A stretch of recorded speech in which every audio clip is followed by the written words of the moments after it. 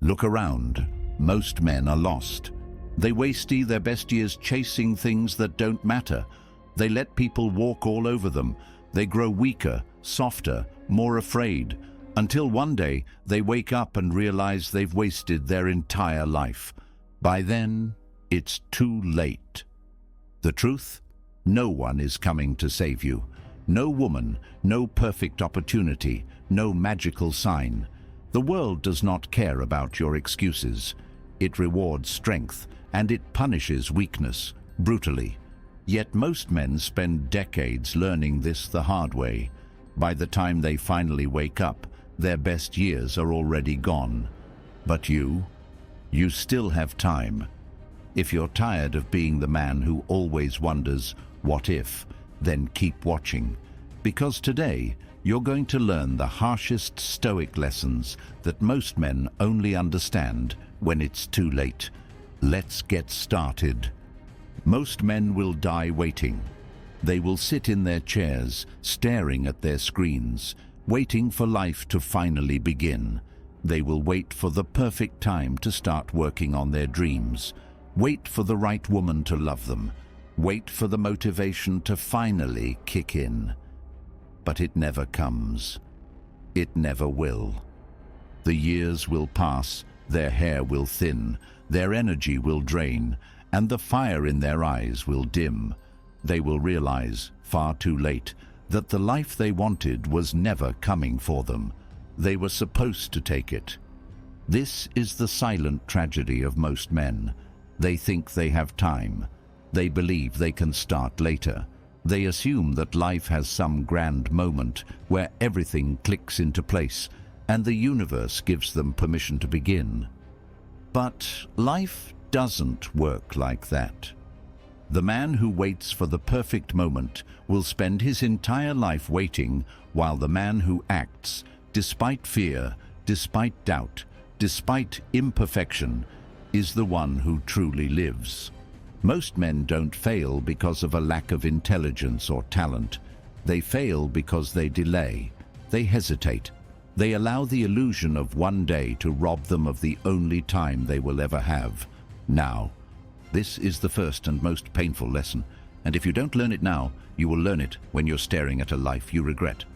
The illusion of one day is a slow and silent killer.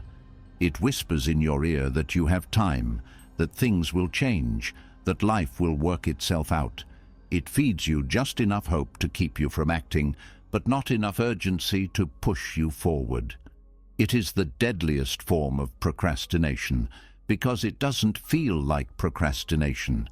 It feels like planning, and planning feels responsible. Thinking about your future, dreaming about your ideal life, waiting for the right conditions. It all feels productive, but it isn't. It's paralysis disguised as preparation. The truth is that most men never start because they fear failing. They fear putting in effort and seeing no results. They fear looking foolish, wasting time, or discovering they are not as special as they thought. So they convince themselves that they just need more time, more experience, more money, more confidence. But all they are really doing is avoiding the pain of beginning. The man who waits for motivation will lose to the man who acts without it. The man who waits for the right opportunity will lose to the man who creates his own. The man who waits to feel ready will never begin at all. This is why Stoicism teaches urgency. Marcus Aurelius wrote, "You could leave life right now. Let that determine what you do and say and think. Not tomorrow. Now, the illusion of one day is not just about career or money. It infects every part of a man's life. Men delay having difficult conversations. They stay in bad relationships because they think it will get better one day. They stay in jobs that drain their soul because they believe they'll quit and follow their passion one day. They put off taking care of their bodies, convincing themselves they'll start eating right and exercising one day. Then years pass. They look in the mirror and barely recognize the man staring back. The fire in their chest is gone. They have spent so long waiting that they have forgotten how to live. One of the most devastating regrets a man can have is realizing that he let time slip away while he was busy making excuses. The best way to waste your life is to keep telling yourself you'll start tomorrow. Stoicism teaches that every moment spent waiting is a moment lost forever. Seneca warned, "While we are postponing, life speeds by. The clock does not stop because you feel unready. Time does not slow down because you are afraid. Life is indifferent to your hesitation." Most men convince themselves that they need more knowledge before they begin. They believe they must read every book, watch every video, prepare for every scenario. But this is not wisdom. This is fear in disguise. No book can teach you what experience will. No amount of thinking will replace action. You do not need more time to prepare. You need to start. Some men believe that they are making progress because they are researching their goals. They tell themselves that watching videos, reading articles, and taking notes is work. But this is just another trick of the mind. You are not learning, you are hiding. Real learning happens in the fire of action. You can read about swimming for years, but until you jump into the water, you will never know what it means to swim. You can study business strategies all day, but until you build something, you will never know how to succeed. The greatest teacher is doing. The fear of failure is the root of procrastination. Most men are not lazy.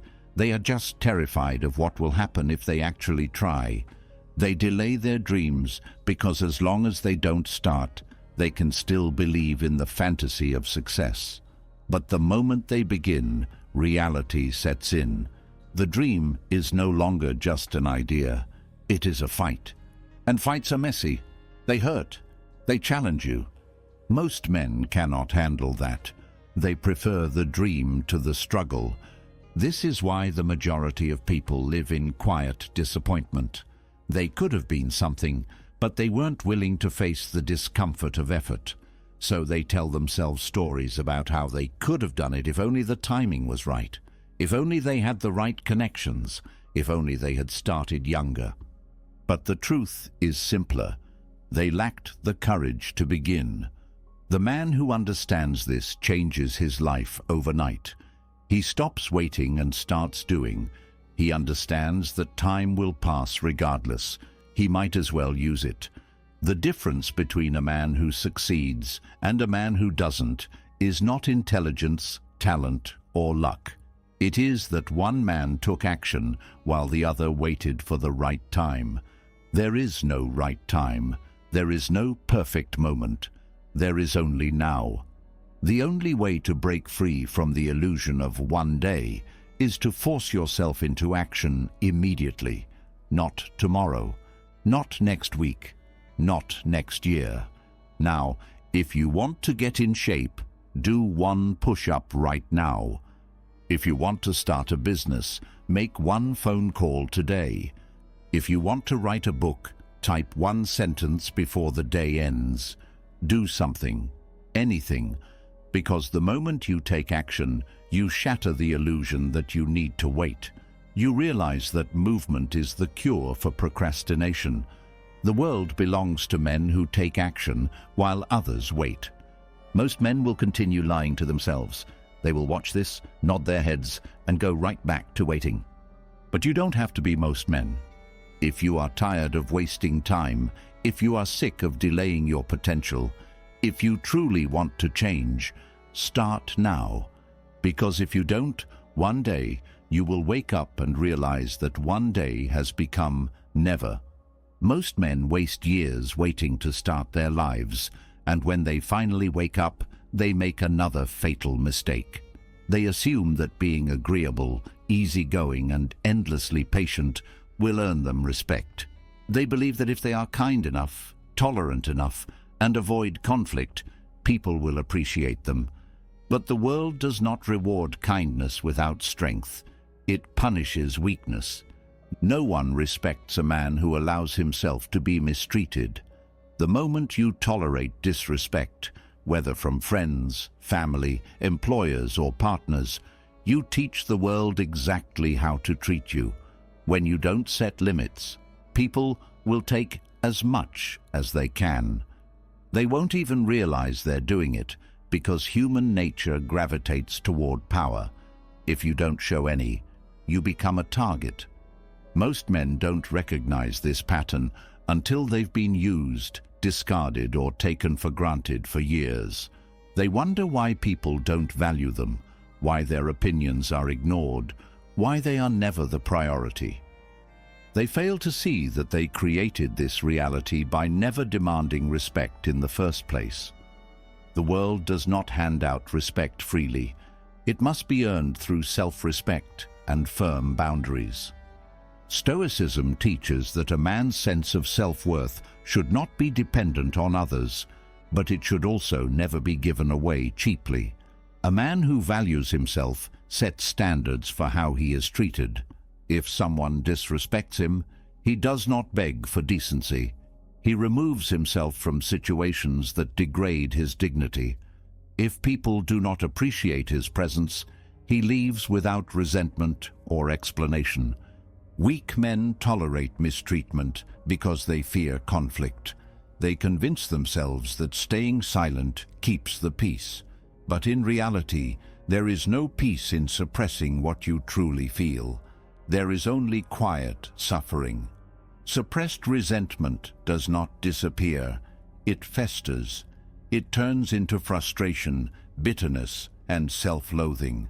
It makes men feel powerless in their own lives, which is why they either explode in uncontrolled anger or shrink into depression.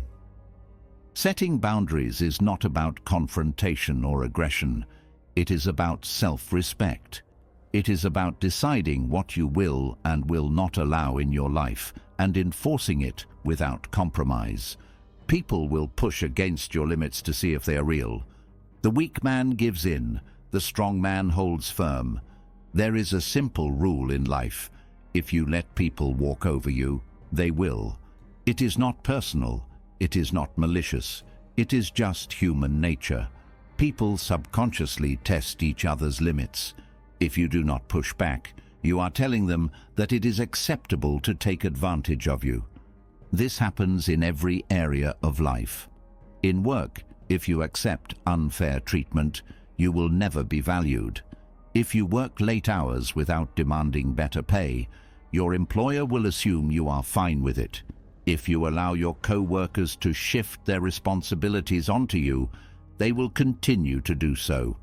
If you do not stand up for yourself, you are signaling that you are expendable. In relationships, if you tolerate disrespect, it only gets worse. A woman will never admire a man who does not respect himself. If you accept dishonesty, manipulation, or inconsistency, you will be treated as an afterthought. People respect those who walk away when their standards are not met, not those who plead for better treatment.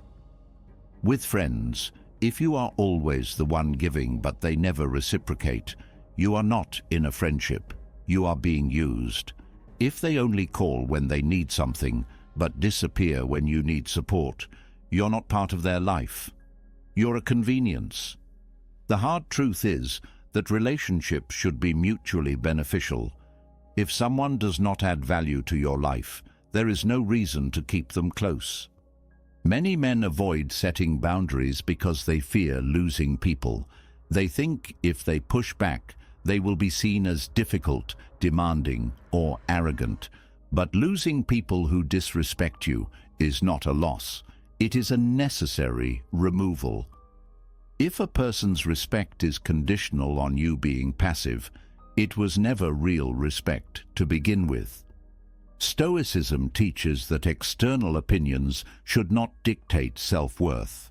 If enforcing your boundaries makes someone angry, that is their problem, not yours.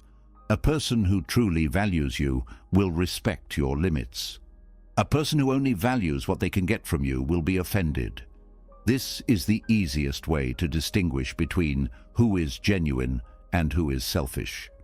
The most powerful men in history were not loved by everyone, but they were respected.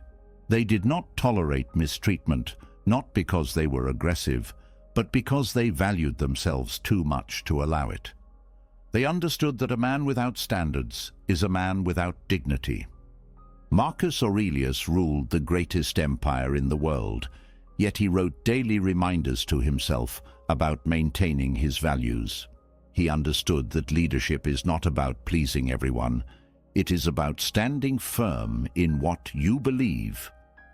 He did not allow flattery to corrupt him, nor did he allow criticism to weaken him. He set the terms of his own respect. Seneca, one of the most influential Stoic philosophers, advised men to carefully choose who they allow into their lives. He warned that associating with the wrong people leads to moral decay. If you spend time with those who lack discipline, you will become undisciplined. If you tolerate disrespect, you will slowly begin to doubt your own worth. The people around you shape your perception of yourself. If they do not treat you well, you will subconsciously start believing that you do not deserve better. Setting boundaries is not about controlling others. It is about controlling yourself. You cannot force people to respect you, but you can control what you tolerate. You cannot make others treat you well, but you can remove yourself from situations where you are treated poorly. Many men believe that being accommodating will make people appreciate them more. They think if they are agreeable and always say yes, people will reciprocate their kindness. But this rarely happens. More often, it breeds expectation and entitlement. The more you give without limits, the more people expect. And when you finally try to set a boundary, they react as if you have wronged them. This is why men must establish their standards early. If you allow disrespect once, it becomes a precedent. If you let small things slide, they turn into bigger things. Every time you accept mistreatment, you train others to see you as someone who will accept more. There is a common misconception that setting boundaries means being rude or harsh. This is false. You can enforce boundaries calmly and with strength. A simple, "I don't allow that," or "that doesn't work for me," is enough. You do not need to explain or justify your standards. Weak men over-explain. Strong men state their position and hold it. Men who fail to enforce boundaries often blame others for their lack of respect. They say their boss takes advantage of them, their friends do not appreciate them, their partner does not value them. But the real issue is that they never demanded respect in the first place. No one respects a man who does not respect himself. If you do not take yourself seriously, why should anyone else? If you allow disrespect, why would anyone stop?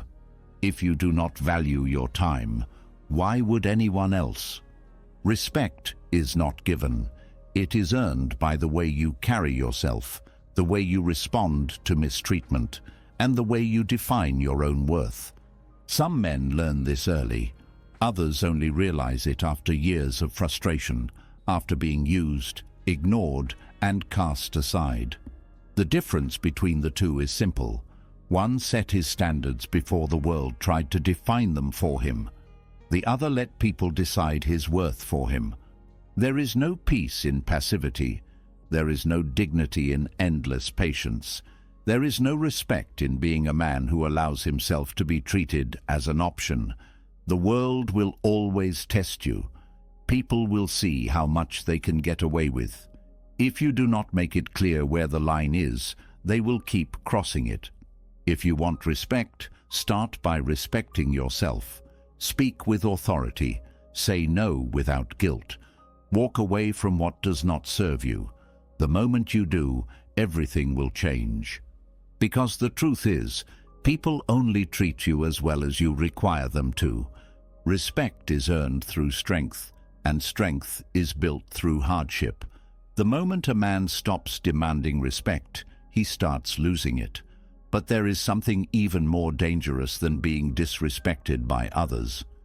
It is disrespecting yourself by choosing comfort over challenge, by surrendering effort in favor of ease. The modern world has created a silent epidemic of weakness.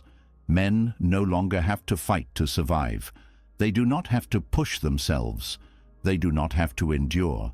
Everything is convenient, everything is accessible, and everything is designed to make life as easy as possible. But this ease comes at a cost. Comfort is a slow poison. It feels good in the moment, but it robs men of their potential. The more a man indulges in ease, the more he deteriorates, physically, mentally, and spiritually. He loses his drive.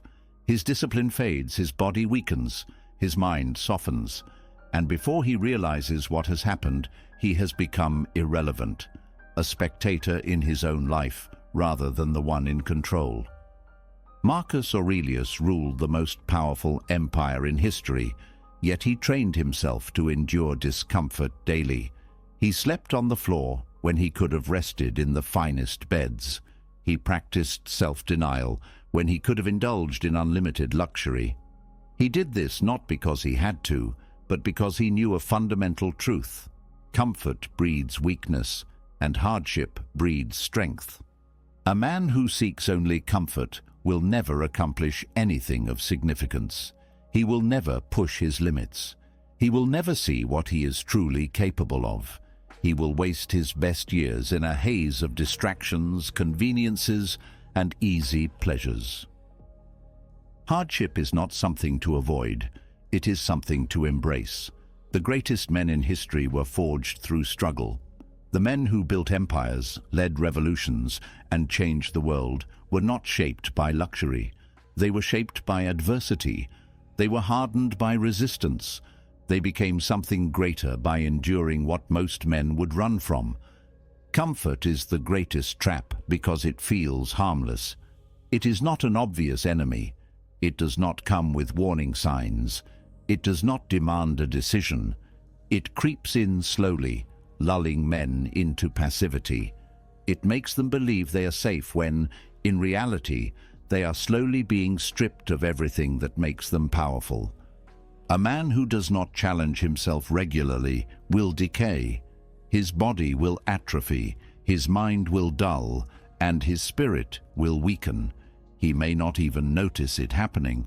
He will wake up one day and realize he has lost his edge. His ambitions will feel distant. His fire will be gone. And the worst part is, he will not even know when it started. Men today are drowning in comfort. They live in air-conditioned homes, eat processed food that requires no effort to prepare, and entertain themselves with screens that demand nothing from them. They avoid struggle at all costs, not realizing that struggle is the only thing that makes life meaningful. Strength does not come from desire. It comes from action. It comes from suffering. It comes from making yourself do what is difficult, what is painful, what is uncomfortable. It is built in the gym when your muscles are burning, in the cold shower when your body screams for warmth, in the rejection when you refuse to let failure stop you. The body is designed to adapt. If you give it resistance, it grows stronger. If you remove all difficulty, it becomes weak. A man who refuses to challenge himself will rot in his own inactivity. He will become a shell of what he could have been. Most men today lack discipline, not because they are incapable, but because they have been conditioned to avoid discomfort. They look for shortcuts. They chase quick results. They want rewards without effort. They expect progress without sacrifice. But nothing of value comes without struggle. Seneca warned against the dangers of luxury. He saw that ease corrupts men faster than hardship. A man who is used to difficulty can handle anything. A man who has only known comfort will collapse at the first sign of adversity. This is why hardship is a blessing. It prepares you for the inevitable challenges of life. Most men do not fail because they are unlucky. They fail because they are unprepared. They have spent years avoiding difficulty, so when life finally demands strength from them, they have none to give. They are broken by things that should have made them stronger. Discomfort is not an enemy. It is a teacher. It shows you what you are capable of. It reveals your weaknesses and gives you the opportunity to correct them. Every challenge, every setback, every struggle is a chance to grow. A man who embraces discomfort is a man who cannot be broken. He does not fear difficulty because he has trained himself to endure it. He does not seek ease because he knows that ease is the enemy of greatness. The modern world has given men the option to be weak. It has made it possible to survive without effort, to be entertained without learning, to consume without creating. But just because weakness is an option does not mean it should be chosen. The men who rise above mediocrity are the ones who choose struggle. They do not wait for hardship to find them. They seek it out. They wake up early when they could sleep in. They train when they could rest. They work when they could relax. They push themselves beyond their limits, knowing that on the other side of discomfort is the man they are meant to be. The greatest danger is not failure. It is comfort. It is settling for a life that is easy instead of a life that is fulfilling. It is waking up one day and realizing that you never truly lived because you spent your best years avoiding the very things that would have made you great. There is no pride in ease. There is no honor in laziness. There is no respect for the man who coasts through life without ever testing himself. The men who are remembered, the men who leave a mark on this world, are the ones who embraced the pain of growth and rejected the temptation of comfort. A man who fears discomfort is a man who will never know his own potential. He will never experience the satisfaction of overcoming something that once seemed impossible. He will never understand what it means to earn his success. The path of comfort leads nowhere. It ends in mediocrity, regret, and a wasted life. The path of hardship leads to strength, resilience, and self-respect. Every day, a choice is made. One path leads to softness, the other to power. One leads to decline, the other to greatness. The difference between the two is simple: the willingness to suffer for something greater. Those who choose comfort will fade into nothing. Those who choose struggle will rise above the rest. Most men will take the easy road. Will you? A man who chases comfort becomes weak. A man who seeks validation becomes lost. Nowhere is this more evident than in the way most men approach relationships. They do not see reality. They see an illusion, an image crafted in their minds of the perfect woman who will complete them, save them, and bring meaning to their lives. This belief is not just naive, it is dangerous. It blinds men to reality, causes poor decisions, and leads them into relationships where they sacrifice their dignity in pursuit of a fantasy that never existed. From an early age, men are conditioned to believe that their ultimate fulfillment lies in finding the one. Movies, books, and culture reinforce the idea that somewhere out there is a woman who will make everything right. She will love him unconditionally, appreciate him for who he is, and fill the void he feels inside. This belief causes men to waste years chasing an ideal that does not exist. It makes them dependent on relationships for their happiness, leading to desperation, poor choices, and repeated heartbreak. Stoicism teaches that a man's happiness must come from within. Any man who places his emotional well-being in the hands of another person is setting himself up for suffering. When a man believes he needs a woman to feel whole, he enters relationships from a position of weakness. He gives up his independence. He tolerates disrespect. He makes excuses for mistreatment because he fears losing what he thinks he cannot live without.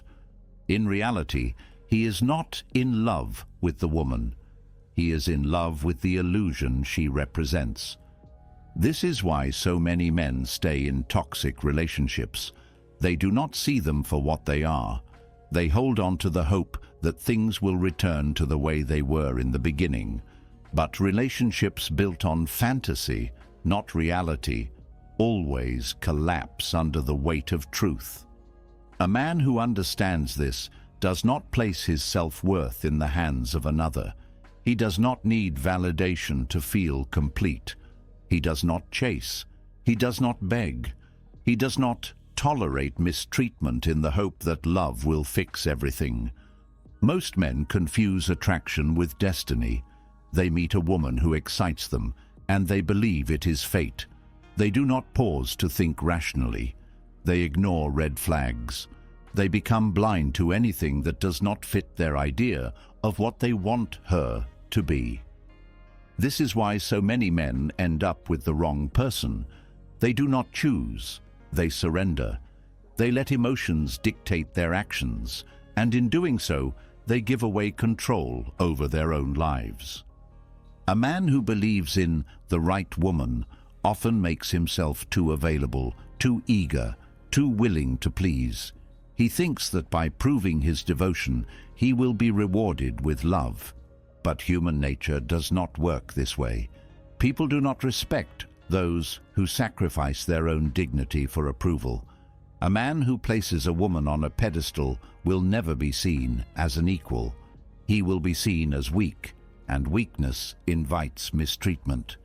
Relationships should add to your life, not consume it. A strong man enters a relationship from a position of abundance. He does not seek completion. He is already complete. He does not tolerate manipulation, disrespect, or inconsistency. He's willing to walk away if his values are not met. And because he has this strength, he does not suffer in relationships. He does not cling to something that does not serve him. He does not fear being alone, because he knows that being alone is better than being with the wrong person.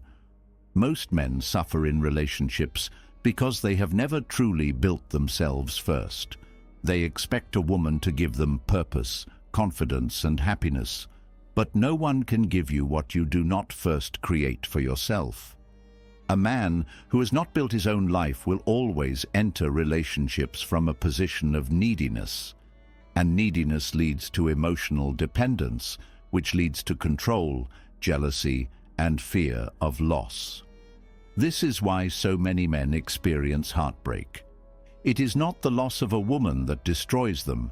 It is the realization that they never had a strong foundation of their own. Stoicism teaches that everything external is temporary. This includes relationships. It does not mean you should not love, or that relationships do not matter. It means that you must never build your sense of self on something that can be taken away. If your happiness depends on the presence of another person, you have surrendered control over your own life. This is a dangerous way to live. The strongest men are the ones who understand that love is not about possession, but about alignment. They do not pursue relationships from a place of desperation, but from a place of fulfillment. They do not seek someone to fix them, because they do not need fixing. They do not fear losing someone, because they know that what is right for them will stay, and what is wrong for them will leave. A man who places all his energy into finding the right woman neglects the most important relationship in his life, the one he has with himself. He thinks that once he has a partner, everything else will fall into place. But if he has no direction, no discipline, no purpose, then a relationship will only magnify those flaws. He will either become overdependent or he will become resentful when he realizes that love does not cure internal emptiness. This is why Stoicism teaches self-mastery first, relationships second. A relationship built on fantasy will always collapse under reality. A relationship built on two strong, independent individuals will last. A woman does not want a man who needs her. She wants a man who chooses her while still being fully himself. If a man is afraid to walk away, he is not respected. If he tolerates behavior he would not tolerate from anyone else, he is seen as weak. If he gives more than he receives out of fear, he will be taken for granted. Most men do not fail in relationships because they lack love. They fail because they lack boundaries, purpose, and emotional control. They believe that passion and attraction are enough, but those things are temporary. The foundation of a strong relationship is respect, alignment, and shared values. If those are not present, no amount of love will make it work. A man who understands this does not waste time in relationships that are not right. He does not cling to something broken. He does not lower his standards out of fear of loneliness. He understands that being alone is better than being with someone who does not truly see, respect, or appreciate him. And because of this mindset, he is never desperate, never needy, and never emotionally controlled by another person. The most painful relationships are the ones where a man refuses to accept reality. He stays with someone who drains him, disrespects him, or does not align with his values. He tells himself that love means endurance, that true commitment means staying no matter what. But commitment to the wrong person is not loyalty. It is self-destruction. Stoicism teaches detachment from what does not serve you. This does not mean avoiding love. It does not mean refusing to care. It means recognizing when something is no longer right and having the strength to let go. It means never making decisions from a place of fear. It means choosing people who genuinely bring value to your life, not just those who fill a temporary emotional need. The greatest tragedy is not losing a relationship. It is losing yourself in one. The strongest men know that relationships should complement, not define. They do not tolerate disrespect. They do not settle for anything less than true partnership. And they never, under any circumstance, believe that their happiness is in the hands of another person. The men who suffer the most are the ones who chase a dream instead of a reality. They expect love to save them. They think a relationship will give them the confidence, security, and meaning they lack. But relationships do not make men strong. Strong men make relationships strong. A man who lives for a woman will always lose her respect. A man who lives for himself and invites the right person into his life will experience the only kind of love worth having, one built on mutual choice, not dependency. Most men will learn this lesson too late. They will give everything to the wrong person, hoping to receive what they should have created within themselves. They will endure mistreatment, hoping it gets better. They will lose themselves, thinking it is the price of love. The men who understand this truth before it is too late will never chase an illusion again. They will build themselves first. They will hold their standards, and they will never settle for less than what aligns with their deepest values. A man who lives at the mercy of his emotions is a man who has surrendered control over his own life. He is not in charge. His impulses are. His reactions dictate his fate. His anger pushes people away. His insecurity poisons his relationships, and his fear paralyzes him. He sabotages himself, yet blames the world. He burns bridges, then wonders why he is alone. He destroys opportunities, then calls himself unlucky. His emotions rule him, and because of this, he's weak. No man can escape emotion. It is part of being human. But what separates a strong man from a weak one is his ability to master it. Most men never learn this. They believe that their feelings are truth, that their immediate reactions are justified, that their emotions should be expressed without control. But history does not remember the men who were slaves to their impulses. It remembers the ones who stood firm when others broke down, who remained rational when others lashed out, who chose discipline over reaction. Stoicism teaches that the man who cannot control himself will be controlled by everything around him. He will be easy to manipulate. A slight insult will throw him into a rage. A moment of rejection will make him feel worthless. A small failure will convince him to quit. He will be led by frustration, disappointment, and resentment. And because he cannot master his emotions, others will master him. Anger destroys more than it protects. Many men believe that their rage makes them strong, that aggression earns respect. But uncontrolled anger does not command respect. It commands fear. People do not admire a man who cannot keep himself together.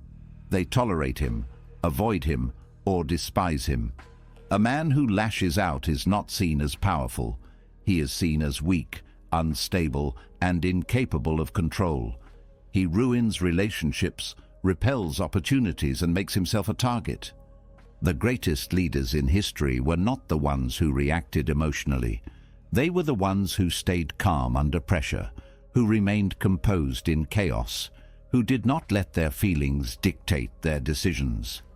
Marcus Aurelius ruled an empire, yet his greatest strength was his restraint. He had the power to crush his enemies, yet he understood that true power lay in self-mastery, not destruction. A man who cannot control his emotions in a relationship will always lose. His insecurity will make him jealous. His desperation will make him needy. His inability to handle conflict with maturity will turn every disagreement into a war. He will blame his partner for his own instability, pushing her away while convincing himself that she is the problem. A woman does not respect a man who cannot handle his emotions. She may pity him, she may try to support him, but she will never admire him. And once admiration is gone, the relationship is doomed. A man who lacks emotional control in his career will sabotage himself. He will take criticism personally. He will argue over small disagreements. He will let frustration prevent him from improving. He will struggle to work with others because he's too focused on how he feels rather than what needs to be done. He will burn bridges out of pride, react impulsively instead of strategically, and make decisions based on temporary emotions rather than long-term success. Resilience is built in the moments when a man chooses discipline over reaction, when he is insulted but does not lash out, when he is rejected but does not break down, when he is frustrated but does not complain. Every time he resists the urge to let his emotions control him, he strengthens his mind. He develops the ability to act despite his feelings. And this is what makes him powerful. He is no longer ruled by circumstance. Emotional control does not mean suppression. It does not mean pretending to feel nothing. It means acknowledging emotions without being controlled by them. It means recognizing that anger, sadness, and frustration are temporary and allowing them to pass without making reckless decisions. It means responding to life with intention, not impulse. Most men react, but few respond. Reaction is instinctive, uncontrolled, and thoughtless. Response is deliberate, measured, and rational. The man who reacts will always regret his words, his actions, and his choices. The man who responds will always maintain control, no matter what happens around him. The reason most men fail at emotional mastery is because they never train it. They train their bodies, their skills, their careers, but they never train their minds. They do not practice restraint. They do not practice patience. They do not expose themselves to difficulty and learn how to stay calm. And so, when life inevitably tests them, they fail. They explode in anger, drown in self-pity, or collapse under pressure. A man who trains emotional control becomes untouchable. Insults do not affect him. Criticism does not shake him. Failure does not define him. He is not cold. He is composed. He does not react blindly. He chooses how to respond. And because of this, he is respected, trusted, and valued. People know they cannot manipulate him. They cannot provoke him into reckless action. They cannot shake his confidence. They cannot control his decisions by playing with his emotions. He has become independent of external influence, and that is one of the greatest strengths a man can have. The world is full of men who are controlled by their emotions. They make decisions based on temporary feelings, then spend years paying for their mistakes. They react without thinking, then wonder why they face so many problems. They let anger burn their bridges, insecurity ruin their relationships, and fear keep them trapped in mediocrity.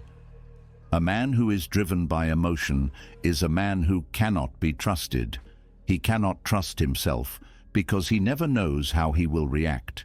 He cannot be trusted by others because no one wants to rely on someone unstable. His life is dictated by feelings, which means he is never truly in control. He is a prisoner to his own impulses. True freedom is emotional independence. A man who controls his emotions controls his life. He is never at the mercy of circumstances, people, or his own weaknesses. He does not waste energy on petty conflicts. He does not seek revenge over minor slights. He does not beg for attention, validation, or approval. He is unshaken by insults, unbothered by rejection, and unfazed by temporary setbacks. A man who has mastered his emotions is respected everywhere he goes. He does not have to prove himself through aggression, loudness, or bravado. His presence alone commands authority. He is not a slave to anger, nor does he let insecurity dictate his actions. He thinks before he speaks, acts before he reacts, and chooses before he surrenders to impulse. Stoicism is not about denying emotion. It is about using it as fuel rather than letting it burn you from the inside. Anger can be redirected into discipline. Sadness can be used for growth. Fear can be converted into action.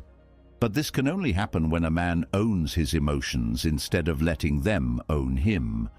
A man who lacks emotional control will look back at his life and see nothing but burned opportunities, lost relationships, and unnecessary suffering. He will realize that his greatest enemy was never the world. It was himself. His own inability to master his emotions caused more damage than anything external ever did. The strongest men are not the ones who feel nothing. They are the ones who feel everything, but choose their response. They do not allow emotions to make decisions for them. They do not let temporary frustration lead to permanent mistakes.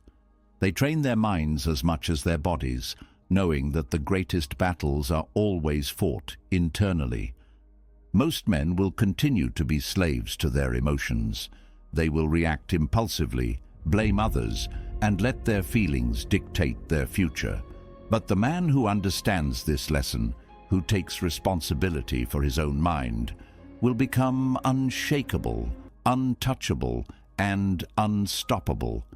And that is the man the world remembers. A man who cannot control his emotions is already defeated. But there is a deeper weakness that destroys men even before they realize it: the need for validation. It is invisible, yet it controls nearly every decision. It makes men bend their principles, shrink themselves for approval, and live as shadows of what they could be. The greatest chains are the ones a man willingly wears, and the need for external validation is one of the heaviest. A man who constantly seeks approval is not free. He is owned by the expectations of others. He filters his words to avoid offense.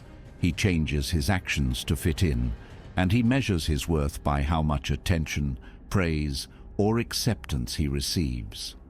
He does not make choices for himself. He makes choices based on what will get the best reaction. He lives for applause, but in doing so, he loses himself. Stoicism teaches that a man's value must come from within. If his confidence is based on how others see him, he will always be unstable. Praise will inflate him, but criticism will shatter him. He will spend his life chasing approval, yet he will never feel fulfilled. A man who needs validation does not own his own mind. He has outsourced it to the world. Most men never break free from this trap. They shape their lives around what they believe will make others like them. They chase careers they do not love because society says they should. They buy things they do not need because they want to impress people who do not care. They tolerate disrespect because they fear rejection. They silence themselves when they should speak, and they conform when they should stand apart. In doing so, they sacrifice their authenticity. A man who seeks validation will always be controlled. He may not realize it, but every decision he makes is filtered through the question, what will people think? This is not freedom. This is mental servitude. The strongest men in history were not the ones who followed the crowd. They were the ones who stood alone when necessary. They did not seek permission to be themselves, nor did they wait for approval before taking action. The need for validation is rooted in fear. The fear of rejection, the fear of judgment, the fear of not being enough. But a man who allows fear to guide his choices will always be weak. He will never take risks, he will never speak his mind, and he will never live fully because he is too concerned with how he appears to others. He is not building a life, he is performing one. Approval is fleeting. One day, people praise you. The next, they criticize you. If a man builds his self-worth on external validation, he will always be chasing something he cannot control. This is why Stoicism teaches detachment from opinion. It does not mean being indifferent to the world. It means refusing to let the world dictate your value. Marcus Aurelius wrote, "It never ceases to amaze me. We all love ourselves more than other people, but care more about their opinions than our own." A man who understands this stops living for others and starts living for himself. Social validation is an addiction. The more a man relies on it, the more he needs it. He begins to shape his identity around how others react to him. If they praise him, he feels worthy. If they ignore him, he questions himself. He loses the ability to stand alone. He becomes desperate for attention, approval, and acceptance. But the more he seeks it, the less he receives. The world respects men who do not beg for validation. It ignores those who do. A man who is free from the need for approval becomes dangerous. He does not hesitate to say what he thinks. He does not change himself to fit in. He does not care whether people agree with him, and because of this, he commands respect. He does not ask for it, he embodies it. People admire those who do not need their approval because it signals confidence, self-assurance, and independence. The greatest leaders, thinkers, and warriors in history did not seek validation. They were not concerned with being liked. They were concerned with being right. Socrates questioned everything, even when it made him unpopular. Seneca lived by principles, even when they made him enemies. Marcus Aurelius ruled an empire, but remained indifferent to praise and criticism alike. They understood that a man's worth is not determined by public opinion, but by his own mind. A man who depends on validation will always be limited. He will never take the hard road if it means facing criticism. He will never express an unpopular truth if it means people will dislike him. He will never be fully himself because he is constantly adjusting to what he thinks others want. He is not a man. He is a reflection of external expectations. Stoicism teaches that a man must cultivate inner conviction. His confidence should not rise and fall with public opinion. He should know who he is, what he stands for, and why he does what he does. If others approve, fine. If they do not, it does not matter. He must be his own judge, his own guide, and his own source of worth. Anything else is slavery. Most men do not realize how much their need for validation controls them. They shape their personalities based on what is socially acceptable. They hide their real thoughts because they fear judgment. They follow trends, opinions, and movements, not because they believe in them, but because they do not want to stand alone. But the man who stands alone is the only man who is truly free. Freedom is the ability to be yourself without compromise, to do what is right, not what is popular, to say what you think, not what is expected, to live according to your own values, not the shifting opinions of the crowd. This is the only way to true self-respect. The need for validation weakens a man in every area of life. In relationships, he becomes needy, constantly looking for reassurance. In business, he avoids risks because he fears criticism. In social situations, he plays a role instead of being authentic. He's always adapting, always adjusting, always seeking approval. And because of this, he is never at peace. A man who lives for validation will spend his entire life chasing it, never realizing that no amount of external approval will ever be enough. He will always need more praise, more recognition, more acceptance. But the man who kills his need for validation becomes unstoppable. He no longer hesitates. He no longer doubts himself. He moves through life with certainty because he does not need anyone to tell him his worth. He has already decided it for himself. Most men will remain prisoners of public opinion. They will shape their lives around what others think.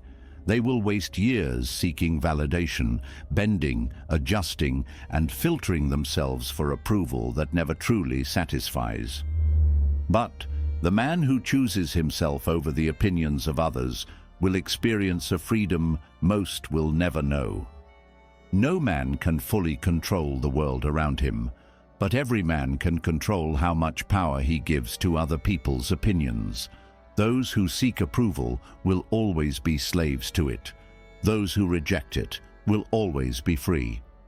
A man who breaks free from the need for validation finally understands a painful truth. Most people in his life are not permanent. Friendships, no matter how deep they seem, are often temporary. This is a reality most men refuse to accept until it is too late. They invest blindly, assume loyalty, and believe that the bonds they have today will remain unbreakable. But time proves otherwise. People change. Priorities shift. What once felt like an unshakable brotherhood fades into nothing more than distant memories.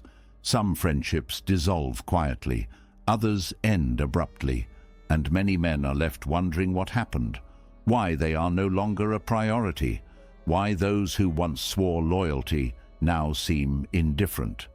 The truth is, most friendships are conditional.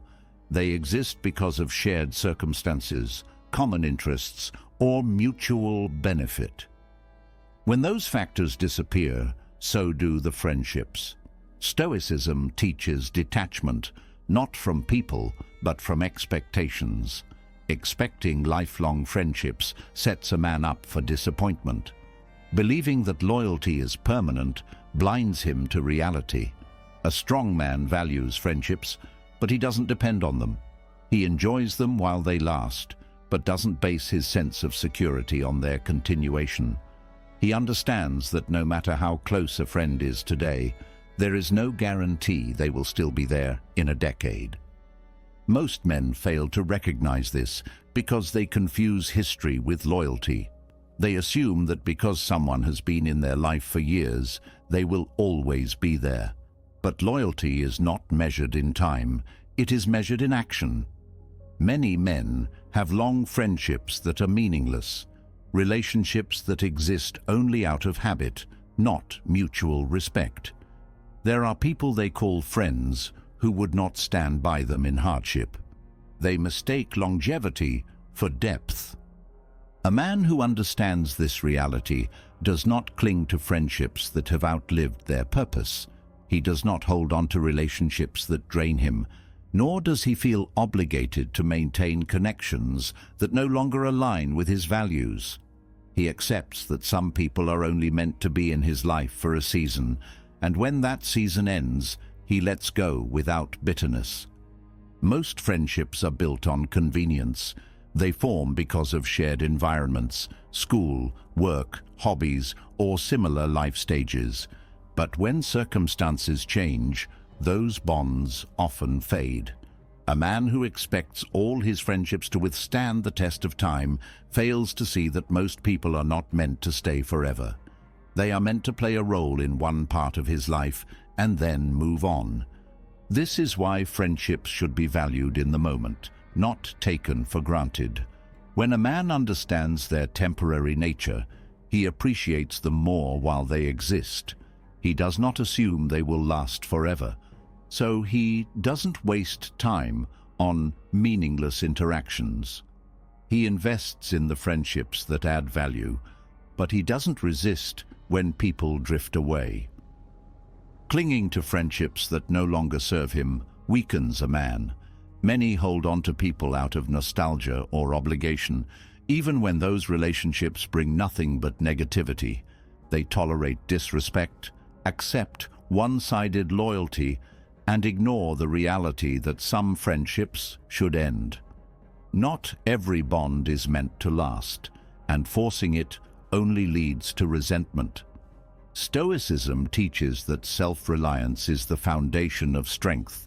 A man who depends on friendships for his emotional stability is vulnerable.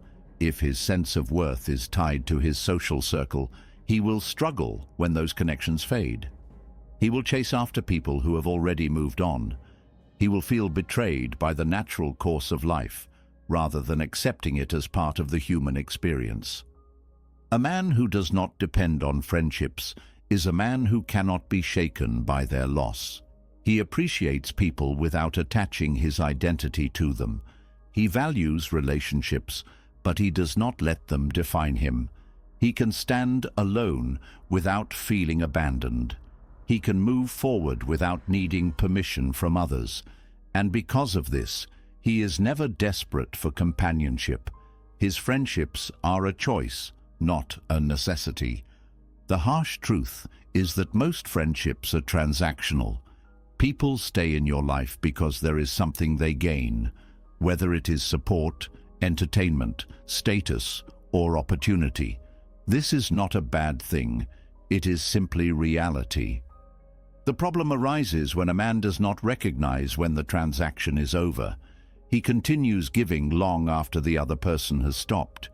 He keeps investing in a relationship that is already dead, and in doing so, he weakens himself.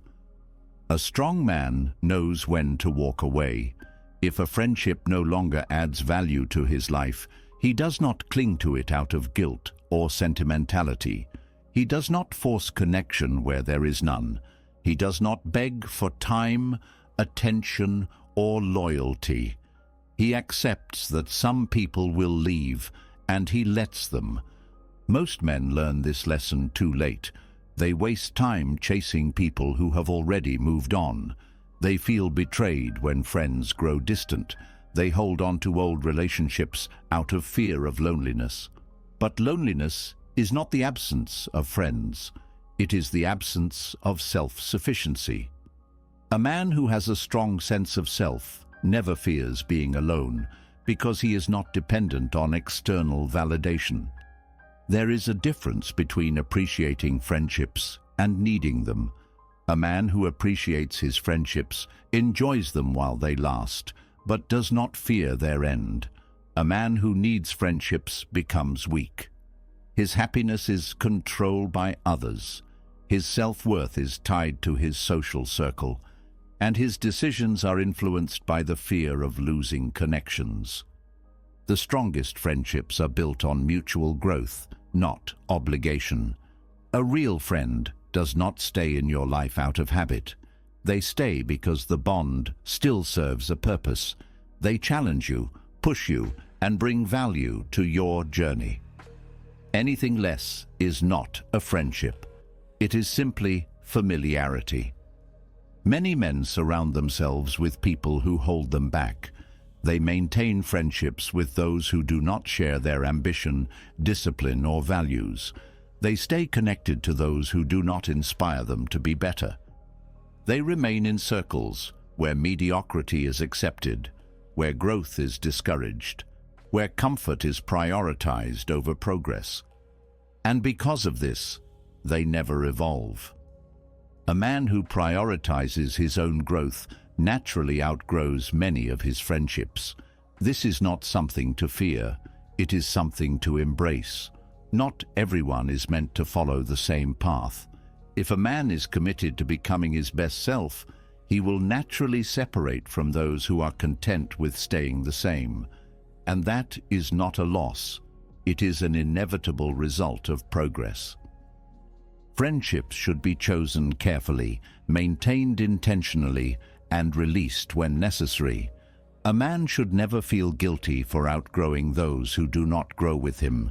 He should never hold on to friendships that bring him down. He should never compromise his values for the sake of belonging.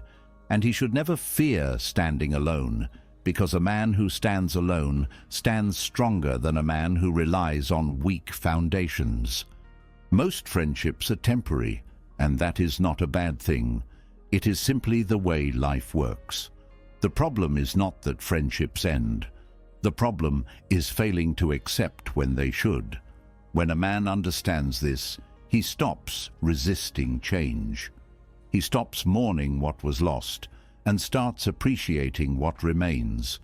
And most importantly, he never lets the presence or absence of others define his own worth. A weak man clings to friendships because he fears being alone. A strong man values friendships but remains independent, and that independence makes him someone who never needs anyone, but is always respected by those who recognize his worth. Most men will spend their lives expecting friendships to last forever, only to be disappointed when they don't. But the few who understand the truth accept that every relationship has a purpose, and not all of them are meant to last a lifetime. And those men, they are the ones who remain unshaken, no matter who stays or who leaves. A man who relies too much on friendships for his sense of security will eventually face a harsh truth. People leave, circumstances change, and loyalty is never guaranteed. The moment he ties his identity to external forces, he is setting himself up for disappointment. And yet, this is only one of the many ways in which life humbles those who are unprepared. A man who believes he is in control of everything will eventually be reminded that he is not. Strength does not come from arrogance. It comes from preparing for what cannot be avoided. Every man will face a moment where life breaks him, not if, but when. Those who believe they are immune to hardship are the ones who suffer the most when it arrives. The man who never anticipates failure is the man who collapses under it. This is why Stoicism does not teach avoidance of hardship. It teaches preparation for it. The man who expects suffering is never surprised by it. He is not destroyed by loss, betrayal, or failure because he has already trained himself to endure. Life does not care about how powerful a man feels in his best moments. It does not care about his confidence when everything is going well. It does not care how much he has achieved or how respected he is. At some point it will strip everything away. It will test his limits. It will show him how little control he truly has over external events. A man who is arrogant in his strength will be crushed by his own illusion of invincibility. A man who's wise enough to prepare for his own downfall will survive it. Many men walk through life assuming their position is permanent. They believe success is their right, that stability will last forever, that their health, status, or relationships will remain untouched. They make the fatal mistake of thinking that they have finally made it, and then life happens. A sudden financial collapse, a betrayal from someone they trusted, a loss they never saw coming. The strongest men are not the ones who avoid these moments. They are the ones who expect them. Humility is not weakness. It is understanding that life does not owe anything to anyone. The man who prepares for hardship is the man who builds himself to withstand it. This is why Stoics practiced voluntary discomfort. They trained themselves to go without luxury, to endure physical hardship, to live simply even when abundance was available. They did not do this because they enjoyed suffering. They did it because they knew that suffering was inevitable. A man who has already faced difficulty by choice is unshaken when difficulty arrives by force. A man who believes he is too powerful to fall is already halfway to his downfall. Arrogance blinds him. It makes him overconfident. It makes him take risks without preparation. It makes him neglect discipline because he assumes he no longer needs it. And then, when the fall comes, he has no foundation to catch himself. The man who expects to fall, who trains himself for loss, who prepares his mind for struggle, he may stumble, but he will never break. Loss is a guarantee in life. It is not something to fear, but something to understand. A man who avoids thinking about it is the man who will be shattered when it comes. Stoicism does not teach pessimism. It does not say to live in fear of misfortune. It teaches awareness, to recognize that everything you have today can be gone tomorrow, and to live in a way where you are ready for that reality. Many men assume that wealth, love, and success are permanent once they have them. They believe they will always be respected, that their relationships will always be strong, that their position in life is secure. But everything is temporary. Fortune shifts, love fades, status is lost. The question is not whether a man will experience loss, but whether he will be prepared when it happens. A weak man believes that hardship is unfair. He sees suffering as something that happens to others, not something that is a natural part of life. When difficulty arrives, he panics. He feels like a victim. He blames the world, the economy, other people, anything but himself. A strong man understands that suffering is inevitable, and the only thing he controls is how he responds to it. Stoicism teaches premeditatio malorum, the practice of contemplating worst-case scenarios. This is not meant to create fear. It is meant to remove fear. A man who has already envisioned loss is not afraid when it comes. He has rehearsed it in his mind. He has accepted it as part of life. He does not waste energy on shock, denial, or despair. He focuses on what he can do next. Those who prepare for hardship are not pessimists, they are realists. They understand that no man, no matter how powerful, is beyond suffering. The Emperor Marcus Aurelius ruled the greatest empire of his time. Yet he constantly reminded himself of his mortality, of the impermanence of wealth, of the certainty of struggle. He did not see himself as above misfortune. He saw himself as prepared for it. Most men learn this lesson too late. They spend their best years indulging in comfort, assuming that life will always be kind. They take success for granted. They assume loyalty is guaranteed. They think their strength is permanent. And when the fall comes, they have no idea how to handle it. They break because they never built the resilience to withstand it. A man who prepares for hardship is never caught off guard. He does not assume that anything he has is his forever. He does not take his position for granted. He remains humble, disciplined, and aware that everything can change at any moment. This mindset does not make him fearful. It makes him invincible. He may suffer loss, but he will never lose himself.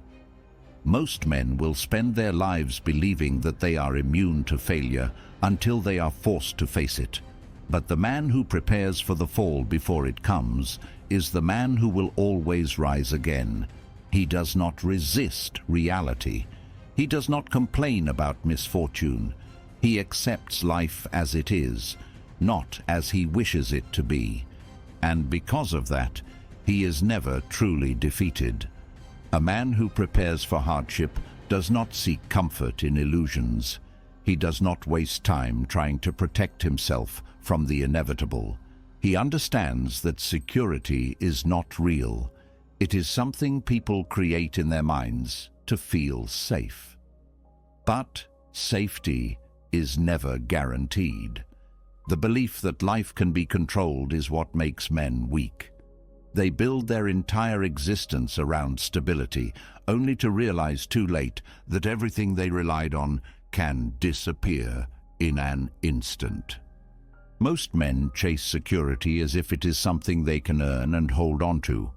They believe that if they work hard enough, save enough money, or find the right partner, they will finally be safe. They assume that stability is a reward for doing everything correctly. But life does not work that way. Jobs disappear. Markets crash. People change. The only certainty in life is that nothing stays the same. A man who expects security will always be disappointed. He will build his life around guarantees that do not exist. He will choose safety over growth, comfort over challenge, and predictability over risk. He will avoid anything that threatens his sense of control, and because of this, he will live in constant fear. A man who does not embrace uncertainty is a man who is always waiting for disaster to strike. Stoicism does not teach a man to hope for security. It teaches him to embrace the unpredictable nature of life. The world is chaotic. Things happen without warning. A strong man does not resist this. He adapts to it. He does not depend on stability because he knows it is temporary. He does not panic when things change because he expects it. He is not caught off guard by loss because he never assumed anything was permanent in the first place. Most men go through life thinking that if they just reach a certain level of success, they will be safe. If they earn enough money, they will never struggle. If they find the right woman, they will never be alone.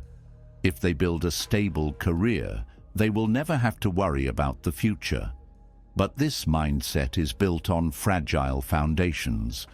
It assumes that stability is something that can be earned, rather than something that can be taken away at any moment. A man who relies on external stability is weak. He is dependent on circumstances beyond his control. When things go well, he feels powerful.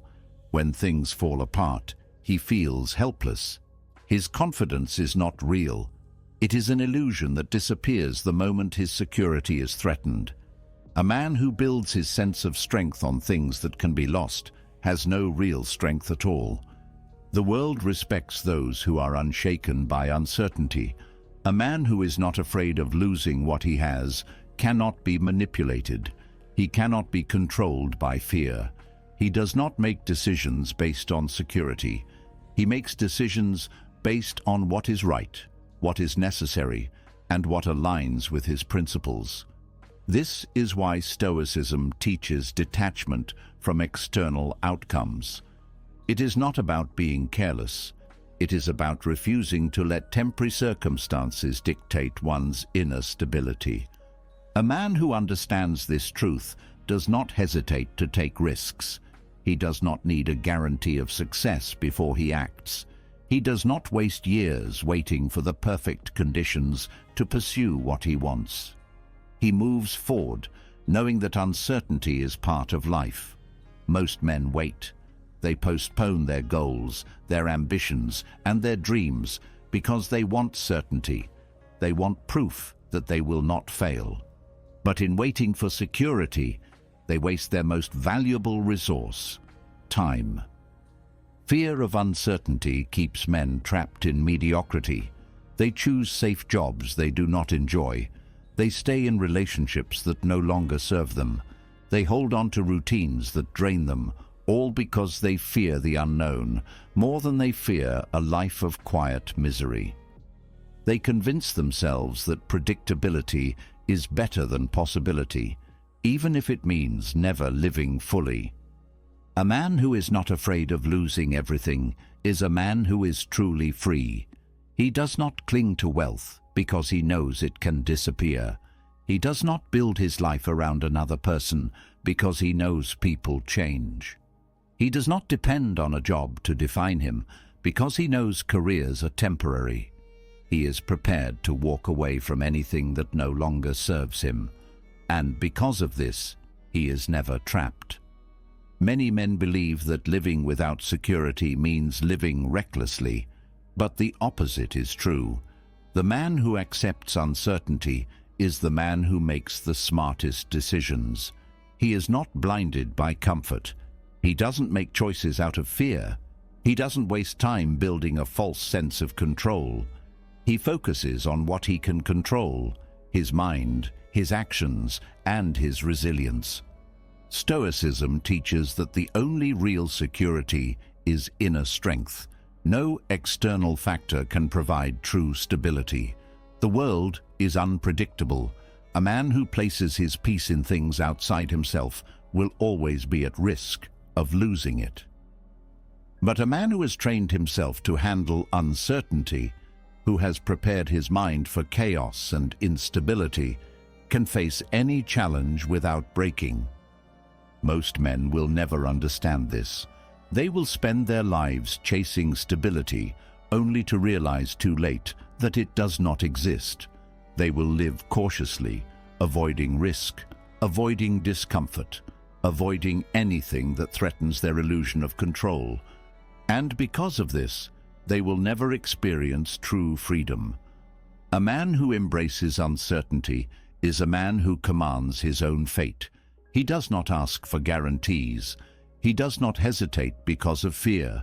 He does not cling to things that are meant to pass. He moves forward, knowing that nothing is promised, nothing is safe, and nothing is owed to him. And because he accepts this, he is never caught off guard. He is never afraid to rebuild. He is never afraid to lose. He is never afraid to let go. Most men will realize too late that security was never real. But the few who understand this truth early will move through life with a confidence that no loss, no setback, and no uncertainty can ever shake. They will not wait for the perfect moment. They will not cling to what is already gone. They will face the unknown head-on, because they know that in the end, the only true security is the strength to handle whatever comes next. A man who understands that security is an illusion stops wasting time trying to control the uncontrollable. He does not postpone his life for a future that may never come, nor does he waste energy clinging to things that are already slipping away. But there is one illusion even more dangerous than the pursuit of security: the belief that time is endless. Most men live as if they will never grow old. They assume there will always be more time to chase their ambitions. more time to fix their mistakes, more time to build the life they want. They believe that later is an option, that they can neglect their health, waste their youth, and indulge in distractions without consequence. Then one day, they wake up and realize the truth. Time was their greatest wealth, and they have spent it poorly. A man can lose money and earn it back. He can rebuild his reputation, recover from failure, and start over. But he can never reclaim wasted time. Each day that passes is one that he will never get back. Yet most men act as if they have an unlimited supply. They trade their youth for meaningless pleasures, they waste their strongest years on trivial pursuits, and they assume they can always start taking life seriously later. Stoicism teaches that every moment wasted is a moment stolen from your future self. A man who fails to value time when he is young will regret it when he is old. He will look back and see the years he lost chasing status, chasing validation, chasing everything except what truly mattered. He will wish he had spent less time seeking approval, less time in meaningless relationships, less time indulging in distractions. But regret does not give time back.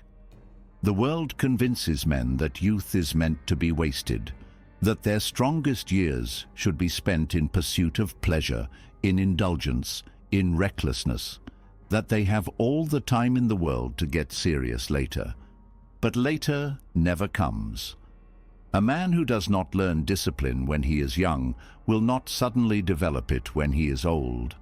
A man who wastes his youth expecting wisdom to come later will wake up one day with neither youth nor wisdom. Aging is not the enemy. Time is not the enemy. The enemy is a man's own failure to recognize how little time he truly has. He believes he will always have another decade to get in shape, another year to start his business, another chance to repair broken relationships. He delays action because he assumes he will always have more time. But nothing is more dangerous than this assumption. Every year, a man loses something he will never get back. He loses opportunities. He loses energy. He loses moments that he could have used to build something meaningful. And yet, most men do not feel the urgency until it is too late. They only start to take life seriously when they begin to see their youth fading, when they notice their bodies slowing down, when they start to regret the years they wasted. A man who wastes time does not notice the damage right away. Time does not punish immediately, it punishes gradually. A few years of neglect do not seem like much. A decade of wasted time feels like nothing at first. But then it catches up. The body weakens, the mind slows. The opportunities that once seemed abundant begin to disappear. The same pleasures that once felt exciting now feel empty. The things that once seemed important now seem meaningless. And, the worst part, there is no way to get those years back. Stoicism teaches that the only way to avoid this regret is to live with awareness now. A man must see time for what it is, a resource more valuable than money, status, or possessions. He must protect it ruthlessly, spend it wisely, and never assume that he will have more of it than he actually does. Most men will spend their strongest years chasing external validation instead of internal growth. They will waste time proving themselves to people who do not care. They will pour their energy into relationships that do not serve them. They will invest in things that do not last, while neglecting the things that do. They will think they are living, when in reality, they are simply killing time. A man who understands the value of time stops wasting it immediately. He does not chase temporary pleasures that leave him with nothing in return. He does not sacrifice his long-term future for short-term indulgence. He does not waste his best years on people, habits, and distractions that do not add value to his life. Time is not just about youth. It is about what a man does with the time he has left. A man who has wasted time does not have to keep wasting it. He can start valuing it right now. He can stop delaying the things he knows he needs to do. He can take responsibility for how he spends each moment. He can stop assuming that tomorrow is guaranteed. Most men will not learn this lesson until it is too late. They will only begin to appreciate time once they feel it slipping away. They will only start taking life seriously once they no longer have the energy to change it. But the few who understand this truth early will live in a way that most men never do. A man who values time stops living passively. He does not let years pass without purpose. He does not let distractions steal his potential. He does not wait for some future version of himself to take life seriously. He does it now. And because of this, he will never look back with regret. Most men will spend their lives assuming they will always have more time, but the few who understand the truth will treat every moment as if it were their last, and that is what separates those who truly live from those who simply exist. A man who values time understands that his greatest asset is not wealth, status, or approval from others. It is his own strength. Time alone does not build a powerful man. What he does with that time does. The world does not respect those who waste their potential. It does not reward passivity, hesitation, or softness. It respects power, the kind that comes from self-mastery, discipline, and the ability to command influence without begging for it. Most men believe they will be respected for being nice, agreeable, or helpful. They assume that kindness is enough to earn admiration, that fairness guarantees loyalty, and that doing the right thing will naturally bring recognition. But life does not work that way. People respect strength, not good intentions. They follow those who demonstrate control, capability, and an unshakable presence, not those who seek approval. A man who lacks power is ignored. He is overlooked, dismissed, and taken advantage of. The world does not ask if he has a good heart or if he means well. It only asks one question: does he command respect?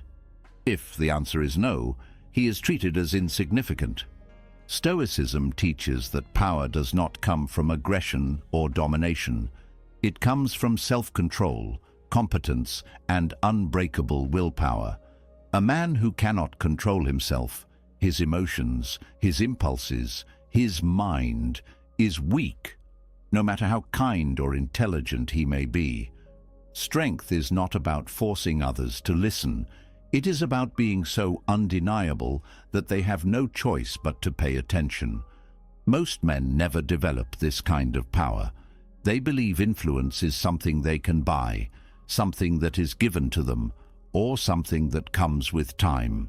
They wait for people to respect them instead of demanding it through their actions.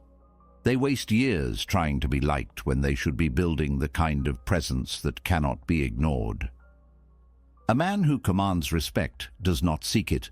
He does not beg for attention. He does not change himself to fit in. He focuses entirely on becoming stronger, mentally, physically, and intellectually. He develops skills that make him valuable. He trains his mind to remain calm under pressure. He cultivates a level of self-sufficiency that makes others look to him for guidance. Weakness is the fastest way to be dismissed.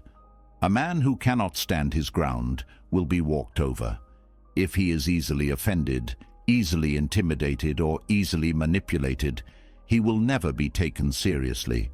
People may be polite to him, but they will not respect him. They will not listen when he speaks. They will not look to him for leadership. A man who does not project strength will always be overlooked. Power is not just about external success. It is about internal mastery. A man who cannot control his emotions will never control his destiny. if he reacts impulsively, if he allows others to dictate his state of mind. If he crumbles under pressure, he has already lost. Strength comes from being unshaken. It comes from the ability to remain composed, no matter what happens. It comes from proving, through action, not words, that nothing can break him. Most men believe power is about being dominant, but true power is about being immovable. It is about standing firm in one's principles, refusing to be manipulated, and never allowing external circumstances to dictate internal peace. A man who has mastered himself does not need to prove his strength. His presence alone is enough. A weak man is at the mercy of the world. He is controlled by emotions, dictated by others, and afraid to assert himself. He tries to avoid conflict at all costs, thinking that if he is agreeable enough, he will be accepted. But people do not respect those who bend too easily. They respect those who hold their ground without fear. A man who seeks approval is never powerful. He will always be at the mercy of what others think. He will hesitate, second-guess himself, and water down his beliefs to avoid confrontation. But a man who prioritizes strength over validation is free. He does not need permission to speak, act, or lead. He does not ask if people agree. He simply does what needs to be done. Power is not given. It is earned through discipline, experience, and resilience. A man who lacks power will always be at the bottom, subject to the will of those who are stronger. He will resent those who have what he does not, but he will never take the necessary steps to become someone others respect. Stoicism teaches that a man should never chase power for its own sake. Power should be a byproduct of mastery. The goal is not to control others. It is to control oneself so completely that the world cannot help but take notice. The more a man develops himself, the less he needs to demand respect, because it will be given to him naturally. A man without power will be mistreated. People will use him, take advantage of him, and overlook him. They will sense weakness, and they will exploit it. But a man who exudes quiet strength, who does not need to yell, beg, or force himself into conversations, commands attention without effort. Strength is a choice. Weakness is a choice. Every day, a man either builds power through discipline or loses it through avoidance. Most men will never grasp this. They will wonder why they are overlooked, why their kindness is not enough, why they are ignored while stronger men take the lead. But those who understand the truth will stop waiting for respect and start earning it. Power is not something men are born with. It is something they create within themselves. And once they do, they never have to ask for respect again, because the world will give it to them automatically. A man who understands power knows that the world does not operate on kindness, fairness, or goodwill. It operates on strength. But many men refuse to accept this. They go through life believing that if they do the right thing, if they play by the rules, if they are honest and hard-working, the world will reward them. They assume that fairness is real, that justice is guaranteed, and that doing good ensures good will return. And then life happens. They watch liars succeed. They see weak men favored. They suffer betrayal from people they trusted. They are denied opportunities they deserve. And the only response they have is shock, outrage, and bitterness. Most men are weak because they expect fairness. They believe that life is some kind of moral balance sheet where effort leads to reward, suffering guarantees growth, and injustice is always corrected. They spend years feeling frustrated when the world does not match their expectations. They waste energy complaining about what is unfair instead of adapting to what is real. But reality does not care about fairness. It does not care about what should happen, it only delivers what is. Stoicism teaches that fairness is a human construct. It is an idea, not a law of the universe. The natural world is not fair. Some men are born into wealth, others start with nothing. Some get opportunities by chance, while others fight for scraps. Hard work does not always pay off. Integrity does not always lead to success, and justice is not always served. A man who expects fairness will always be disappointed. A man who accepts reality as it is and moves accordingly will always be ahead. Most men waste time arguing with reality. They focus on what should be, what could be, and what would be fair. They get angry when life does not operate according to their personal sense of justice. They refuse to play the game because they think the rules are flawed. And while they sit on the sidelines complaining, others are adapting, adjusting, and winning despite the unfairness. A man who refuses to let go of the idea of fairness makes himself weak. He becomes a victim. He expects life to correct itself, to eventually give him what he feels he deserves. He assumes that being right is enough. The truth alone will prevail. But life does not reward those who are right. It rewards those who are effective. Stoicism teaches that a man must prepare for injustice, not be broken by it. He must assume that things will go against him, that people will deceive him, that systems will fail him. This does not mean he should be cynical. It means he should be strategic. He does not waste time waiting for fairness to arrive. He does not expect life to level the playing field. He takes action despite the imbalance. Most men think that unfairness is an excuse to quit. They believe that because the odds are stacked against them, they do not have to try. They blame society, the system, other people, anything except themselves. But the truth is, the most successful men in history did not waste time fighting against the unfairness of the world. They worked around it. They used it to their advantage. They understood that weakness is expecting fairness, but power is understanding how to operate in an unfair world. A man who accepts reality doesn't get emotional when things go wrong. He doesn't waste time being outraged. He doesn't see obstacles as personal attacks. He sees the game for what it is and plays it better than others. If he is denied an opportunity, he finds another way. If he is mistreated, he does not complain. He adapts. If people deceive him, he does not fall into self-pity. He becomes more strategic. Most men spend years waiting for fairness that will never come. They expect good things to happen because they believe they are owed something. They tell themselves that one day everything will balance out. But there is no balance.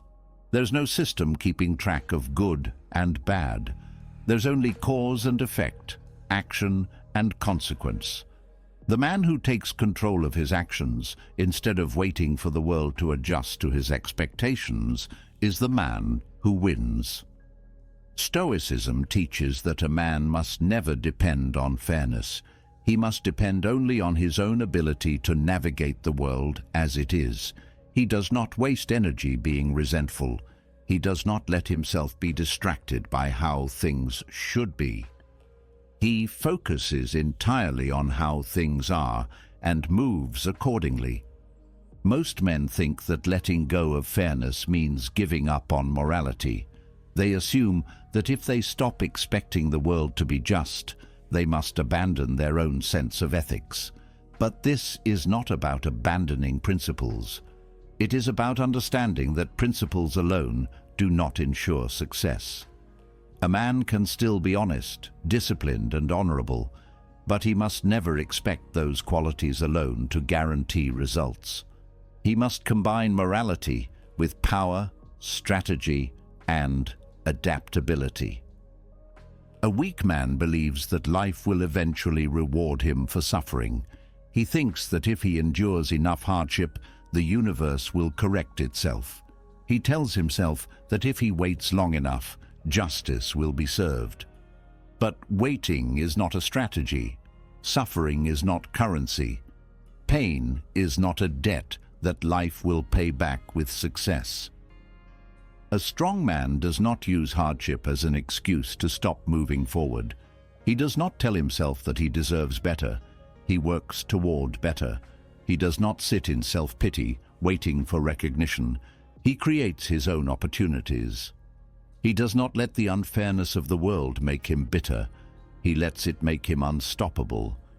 Most men will go through life bitter about what they did not receive. They will focus on what was taken from them, what was denied, and what should have been. They will die full of resentment, having spent their lives arguing with reality instead of acting within it. But the few who understand this truth will move through life unshaken. They will never beg for fairness. They will never expect life to reward them. They will never wait for justice. They will make their own way because they never needed fairness to begin with. A man who frees himself from the illusion of fairness begins to see the world as it truly is. He stops expecting life to reward him for his efforts. He stops believing that hard work, loyalty, or suffering will guarantee a return. He accepts that reality operates on its own terms, not on his personal sense of justice. But there is one area where most men still refuse to accept the truth: relationships. Men grow up believing in an idea of love that does not exist. They think that the way they love is the way they will be loved in return. They assume that devotion, sacrifice, and commitment will be repaid in kind. They project their own understanding of love onto women, expecting the same intensity, the same permanence, the same selflessness. And when they do not receive it, they are shattered. They become bitter, resentful, confused. They do not understand why love fades, why loyalty is conditional, why emotions shift. They expect stability in a realm where only fluidity exists. Stoicism teaches that the greatest source of suffering is refusing to accept reality. And the reality is this: women do not love men the way men love women. Their love is not unconditional. It is not permanent. It's not based on blind devotion. Women do not choose partners out of obligation, nor do they stay out of principle. They love based on what they feel in the moment, and when that feeling changes, so does their love. Most men do not understand this until they experience heartbreak. They think they are different. They believe that their relationship is stronger, that their woman is not like the others, that the love they share is unbreakable. They ignore the warnings, the patterns, the signs that history repeats itself. They tell themselves that as long as they are good, as long as they are loyal, as long as they provide, their woman will remain by their side. And then, one day, she doesn't. A man who does not understand the nature of women will always be at their mercy. He will always be confused by their actions. He will be blindsided when love fades. He will never understand why his loyalty was not enough, why his sacrifices were not appreciated, why his devotion did not ensure commitment. He will expect certainty in a world where nothing is certain. Women love based on what they feel, not what they owe. They do not love based on logic, obligation, or long-term planning. They are driven by emotion, and emotion is unstable. What excites them today may bore them tomorrow. What they cherish now may become ordinary later. They are drawn to strength, presence, and value in the moment, not to past actions or sentimental attachments. A man who expects a woman to love him the way he loves her will always be disappointed. His love is structured, hers is fluid. His love is built on commitment, hers is built on experience. He loves based on what she is to him. She loves based on what he makes her feel. He expects love to be a contract. She experiences love as a condition. Stoicism teaches that acceptance is power. A man who accepts the truth about love is never devastated by it. He does not base his sense of worth on whether a woman stays or leaves. He does not chase after a lost connection. He does not beg for love, nor does he crumble when it fades. He enjoys relationships for what they are, not for what he wishes they would be. Most men go through life making the same mistake over and over again. They place women at the center of their world. They believe that love is the foundation of their purpose. They define themselves by their relationships. They chase validation through romance, thinking that if they find the right woman, everything else will fall into place. They pour their energy into building connections, expecting those connections to be as permanent as their effort. But they fail to understand one fundamental rule. Women do not commit to men. They commit to the version of the man that excites them. A man who remains stagnant will always lose. The moment he stops growing, the moment he becomes predictable, the moment he becomes too familiar, too available, too safe, he is no longer a source of excitement. And once that happens, love fades. Not because he did something wrong, not because he was not enough, but because stagnation is the death of attraction. Men assume that once they have secured a woman's love, their work is done. They believe that loyalty alone will sustain the relationship. But women do not stay for loyalty. They stay for presence, energy, dominance, and challenge. They do not love men for what they were yesterday. They love them for who they are right now. A man who expects certainty in relationships will always be blindsided. Love is not logical. It does not follow a set of rules. It does not operate on fairness. It does not care about effort. It does not reward kindness. It does not favor those who try the hardest. It is nature, not negotiation. Stoicism teaches that a man must never depend on love for stability. He must become his own foundation. He must be so strong, so centered, so self-sufficient that love is an addition, not a necessity. A man who does not need love is the only man truly capable of experiencing it without suffering. He enjoys it without attachment.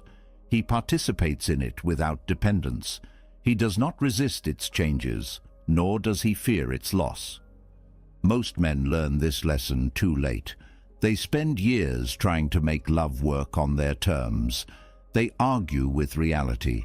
They tell themselves that if they do everything right, love will last forever. But love is not something that can be controlled. It is not something that can be owned. It is not something that is owed. A man who accepts this truth is unbreakable. He is not manipulated by emotion. He does not fear loss. He does not waste energy trying to make love conform to his expectations. He embraces it for what it is and lets go when it is time. He remains in control, not of love itself, but of his response to it. Most men will never understand why love does not operate the way they expect. They will waste years trying to force stability onto something that is inherently unstable, but the few who see through the illusion will never be controlled by it again. They will move through life without fear of loss, without bitterness, and without dependence, because they no longer expect love to be anything other than what it is. And that is the only way to experience it without suffering. A man who understands the true nature of love frees himself from its illusions. He does not base his sense of worth on a woman's affection, nor does he expect permanence in something inherently unstable. But even after learning this, most men still fall into a deeper trap. They do not live for themselves. Their entire existence is shaped by what others expect of them. They make choices based on obligation, tradition, and approval, never realizing that their life is not truly their own. From the moment a boy is born, he is taught to be useful to others before being true to himself. His value is measured by how well he provides, how much he sacrifices, how effectively he fulfills roles assigned to him by society. He's told to be a good son, a responsible worker, a loyal partner, a dependable father. But nowhere is he told to be his own man first. And so, he spends his life serving everyone but himself, believing that if he meets expectations, he will eventually find happiness. Most men only realize too late that self-ownership is the only true freedom. They spend decades trying to please their parents, their partners, their bosses, their social circles. They mold themselves to fit into what is expected of them. They suppress their desires, deny their ambitions, and silence their true thoughts to maintain peace. They chase approval because they have been taught that a man's worth is determined by how well he serves others. And when they finally wake up, they see that they have built a life that does not belong to them. Stoicism teaches that a man's first duty is to himself. He cannot be truly free if his decisions are dictated by external forces. If he is living to satisfy others, he does not own his time, his energy, or his identity. He becomes a puppet, controlled by the expectations of family, relationships, employers, and society. He exists, but he does not belong to himself. A man who does not own himself lives in quiet misery. He may have a respectable career, a stable relationship, and the approval of those around him, but he will feel a deep dissatisfaction that he cannot explain. He will have done everything right, yet something will be missing. That missing piece is his own will, his own direction, his own voice, the part of him that was sacrificed to fulfill obligations that were never truly his. Most men fear breaking away from these expectations. They worry about being seen as selfish, rebellious, or ungrateful. They stay in jobs they hate, in relationships that drain them, in obligations that suffocate them, all because they believe they have no choice. They convince themselves that duty must come before personal truth. But a man who does not live for himself is not truly living. A man who practices ruthless self-ownership does not ask permission to be who he is. He does not wait for validation. He does not shape his life around what others believe is best for him.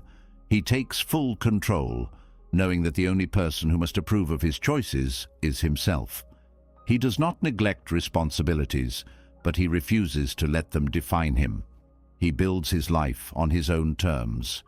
Most men confuse self-ownership with selfishness. They assume that living for themselves means abandoning relationships, neglecting responsibilities, or dismissing the needs of others. But self-ownership is not about isolation, it's about autonomy. A man who owns himself does not cut himself off from the world. He simply refuses to be controlled by it. He gives by choice, not by obligation. He commits because he wants to, not because he feels trapped. A weak man believes that his duty is to serve others before himself. A strong man understands that he can only give value to the world if he has first built his own foundation. A man who lacks self-ownership is easily manipulated. He's swayed by guilt, pressured by expectations, and led by the opinions of those around him. He's constantly seeking approval from parents, from partners, from bosses, from peers, and in doing so, he loses himself completely. Stoicism teaches that the only approval a man should seek is his own. He must decide his own path, even if it disappoints others. He must reject expectations that do not align with his truth. He must be willing to walk away from anything that demands he betray himself. This is not cruelty, it is survival. A man who lives only to satisfy others will one day resent them. He will look back and realize that he spent his life trying to make everyone happy except himself. Most men realize too late that they never truly lived for themselves. They wake up in their 40s, 50s, or 60s and ask, "Whose life have I been living?" They reflect on years of making decisions based on duty instead of desire. They feel the weight of regret, knowing that they never prioritized their own fulfillment. And by then, much of their time is gone. A man who practices self-ownership does not wait for old age to wake up. He takes control now. He stops seeking approval. He stops explaining himself. He stops making choices out of fear. He recognizes that his life is his responsibility and that no one, not his family, not his partner, not his society, has the right to dictate his path. Most men will never take this step. They will continue living as extensions of others. They will marry because they are expected to. They will choose careers that are safe rather than meaningful. They will prioritize security over passion. They will compromise everything in the hope that they will be rewarded for their obedience. But the truth is, no reward is coming. The only reward is the life they build for themselves when they finally take full ownership. Stoicism teaches that freedom is not given, it is taken. A man does not gain self-ownership by waiting for permission. He gains it by choosing himself every day, by rejecting control, by refusing to let guilt or fear dictate his decisions. He understands that no one is coming to save him. If he wants a life that is truly his, he must create it himself. Most men will never experience this kind of freedom.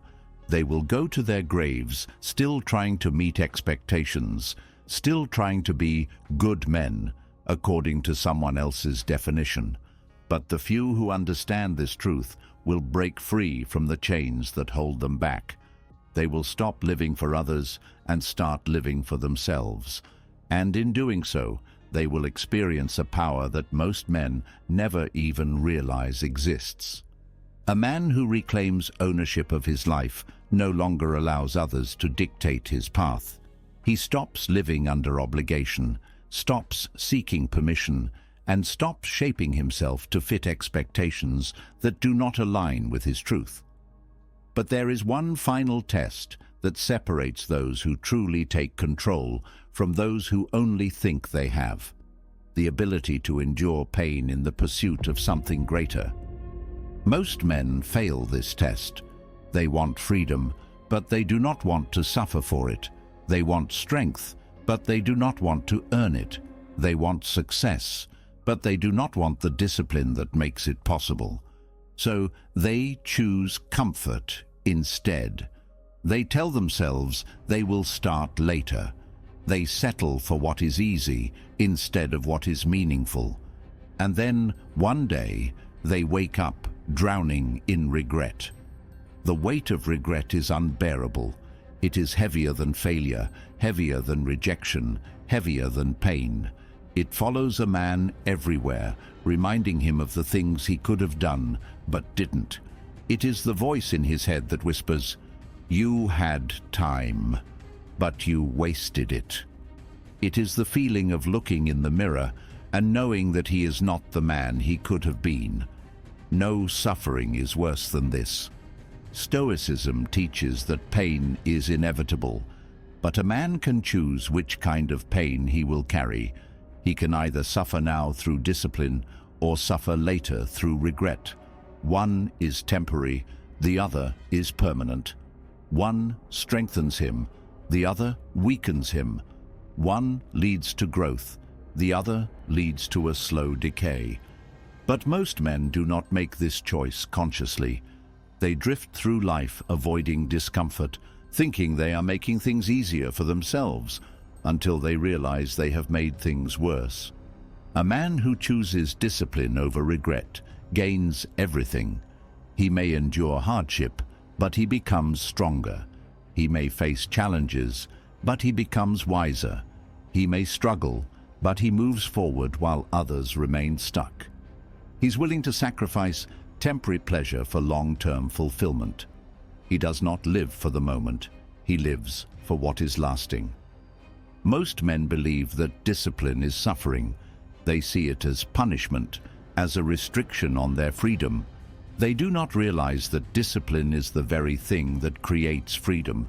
A man who lacks discipline is controlled by impulses, by addictions, by circumstances. A man who masters discipline controls everything: his mind, his body, his future. Regret is what happens when a man chooses what is easy instead of what is right. It doesn't come suddenly, it builds over time. A few missed opportunities, a few postponed goals, a few moments of weakness, and suddenly years are gone. And when a man reaches that point, there is nothing he can do to get those years back. No amount of wishing, no amount of self-pity, no amount of anger will rewind time. He will be left with nothing but the knowledge that he was his own greatest obstacle. A disciplined man never faces this. He does not wait for motivation. He does not waste time negotiating with himself. He does not need external validation to take action. He moves forward because he has already decided to. He does not fear discomfort. He welcomes it. He does not run from difficulty. He embraces it. He does not see pain as an enemy. He sees it as a tool. Most men spend their lives avoiding short-term suffering, only to lock themselves into long-term misery. They avoid the discomfort of working out, so they suffer the consequences of a weak body. They avoid the discipline of saving money, so they suffer the stress of financial instability. They avoid the pain of rejection, so they suffer the regret of never having tried. Every time a man avoids hardship, he makes his future worse. Stoicism teaches that a man must train himself to endure pain willingly. He must stop running from it. He must stop choosing the path of least resistance. He must stop acting as if he has unlimited time to get serious. Time is running out. The longer he waits to commit to discipline, the heavier the weight of regret will become. A man who lives without discipline does not feel the consequences immediately. His weakness is slow, gradual, almost unnoticeable. He tells himself that skipping one day of work, 1 week of effort, 1 month of consistency is harmless. But then the habit forms. Then the laziness becomes normal. Then the years disappear. And by the time he realizes his mistake, it is too late. A man who lives with discipline does not think about what is easy. He thinks about what is necessary. He does not make excuses. He does not complain about how hard things are. He does not wait for the perfect time to start. He understands that every day he hesitates, he is losing, and so he acts. He does not allow his mind to trick him into comfort. He does not allow weakness to gain a foothold. He keeps moving forward because he knows that discipline is the only thing that will protect him from regret. Most men will never escape the trap of avoidance. They will go through life delaying, postponing, and excusing themselves. They will tell themselves that they will change when the time is right. They will convince themselves that one day they will find the motivation to be disciplined. But one day never comes, and when they realize this, it will be too late to fix the damage. A man who understands this truth never waits. He does not negotiate with himself. He does not need someone to push him. He does not look for reasons to take the easy way out. He knows that every moment of hesitation steals from his future. And because of this, he does what needs to be done, no matter how difficult it is. Regret is the punishment for wasted time. It is the consequence of avoiding effort. It is the price a man pays for choosing comfort over growth. A man who understands this will never allow himself to fall into that trap. He will endure the pain of discipline today because he knows that the alternative is far worse. Most men do not think about the future until it becomes the present. They do not recognize the consequences of their choices until they are already suffering from them. They assume they will always have more time to fix their mistakes. But time is the one thing they cannot get back. A man who embraces discipline understands this better than anyone. He does not allow himself the luxury of procrastination. He does not make decisions based on comfort. He does not wait until he feels ready. He chooses action over delay, effort over avoidance, pain over regret. Most men will reach the end of their lives wishing they had done things differently. They will look back at opportunities they ignored, at potential they wasted, at time they threw away.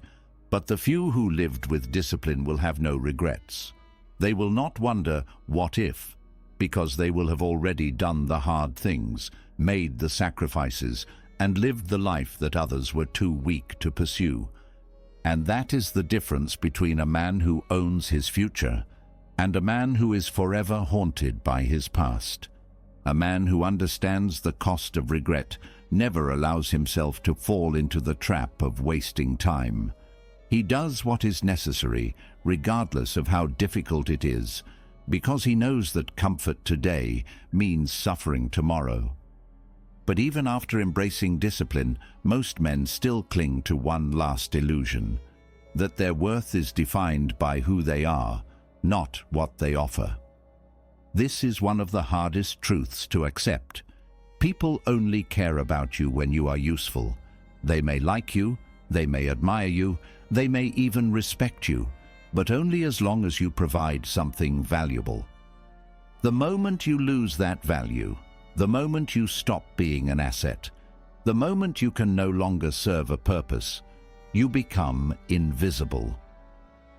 Most men go through life believing that their relationships are built on loyalty, on shared memories, on deep bonds that cannot be broken.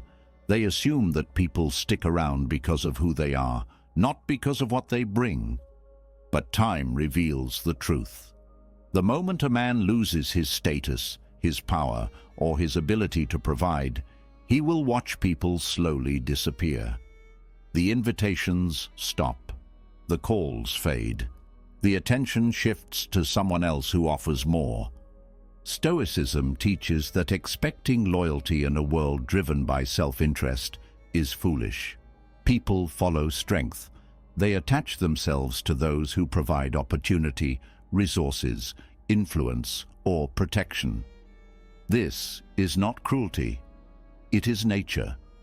Just as a tree is only valuable when it bears fruit, a man is only respected as long as he has something to offer. The moment his usefulness fades, so does the interest in him. Most men resist this truth. They tell themselves that their relationships are different. They believe that their friendships, their family ties, their romantic connections are stronger than circumstance. They convince themselves that the people around them will always be there, regardless of what happens. But the first sign of struggle, the first moment of failure, the first instance where they can no longer give, proves them wrong. A man who expects people to stay when he is no longer useful is living in a fantasy. He assumes that gratitude lasts forever, that past sacrifices will always be remembered, that loyalty is unconditional. But human nature does not work this way. People gravitate toward what benefits them in the present, not what was done for them in the past. A man who loses his ability to contribute learns this lesson brutally. The friends who once relied on him suddenly have no time. The woman who once adored him begins to pull away. The people who once called him important move on to someone else who offers more. Stoicism teaches that the only way to navigate this reality is to expect nothing from others. A man who understands that people are drawn to utility, not sentiment, is never caught off guard. He does not base his sense of worth on the loyalty of others. He does not become bitter when people leave. He does not waste energy resenting human nature. He accepts it.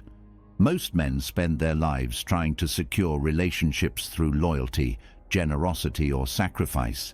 They give everything in the hope that others will do the same for them. They assume that by being dependable, by always being there, by never saying no, they will create unbreakable bonds. But the reality is that dependency does not create loyalty. It creates expectation. The more a man gives, the more people expect from him. And the moment he stops giving, they move on to someone else who can. A man who understands this does not give blindly. He does not invest in relationships based on what he wishes were true. He invests based on what is true. He does not expect people to stay if he no longer serves a purpose. He does not build his life around being needed. He does not seek validation through being indispensable. Most men make the mistake of thinking that self-worth comes from being valuable to others. They shape their identity around how useful they are. They believe that as long as they are needed, they will never be alone. But this is a trap. A man who only has value when he is useful is a man who is always at the mercy of others. The moment they no longer need him, he has nothing left. A strong man does not build his worth on external validation. He does not attach his identity to what he provides. He cultivates value within himself that is independent of others. He does not seek to be needed. He seeks to be self-sufficient. He does not rely on others to determine his importance. He determines it for himself. Most men refuse to accept that relationships are conditional. They cling to the belief that loyalty is permanent, that appreciation is forever, that the people in their lives will always be there. But the world doesn't operate on sentiment. The moment a man becomes a burden instead of an asset, he is left behind. A man who understands this never allows himself to become disposable. He does not put himself in a position where his survival depends on the goodwill of others. He does not assume that his past efforts will secure his future importance. He stays valuable. He keeps himself useful, not for others, but for himself. Most men do not see the danger in tying their worth to external validation until it is too late. They build their entire identity around being wanted. They believe that their importance comes from what they provide. And when the world moves on, when they are no longer needed, when the people they thought were permanent disappear, they collapse. A man who is unshaken by this truth is powerful. He does not expect gratitude. He does not rely on appreciation. He does not assume that people will stay just because they once benefited from his presence.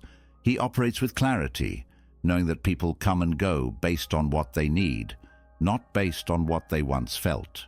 Most men will learn this truth when it is too late.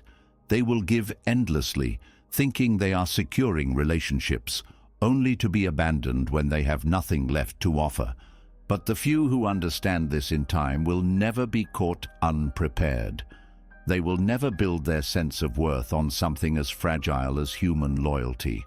They will remain in control, not because they expect people to stay, but because they never needed them to in the first place. A man who understands that people only care about him when he is useful will never allow himself to become dependent on the approval of others. He builds his worth from within, not from external validation. But there is one area where most men betray themselves without realizing it: their own body. Nothing reveals a man's self-respect more than the way he treats his physical form.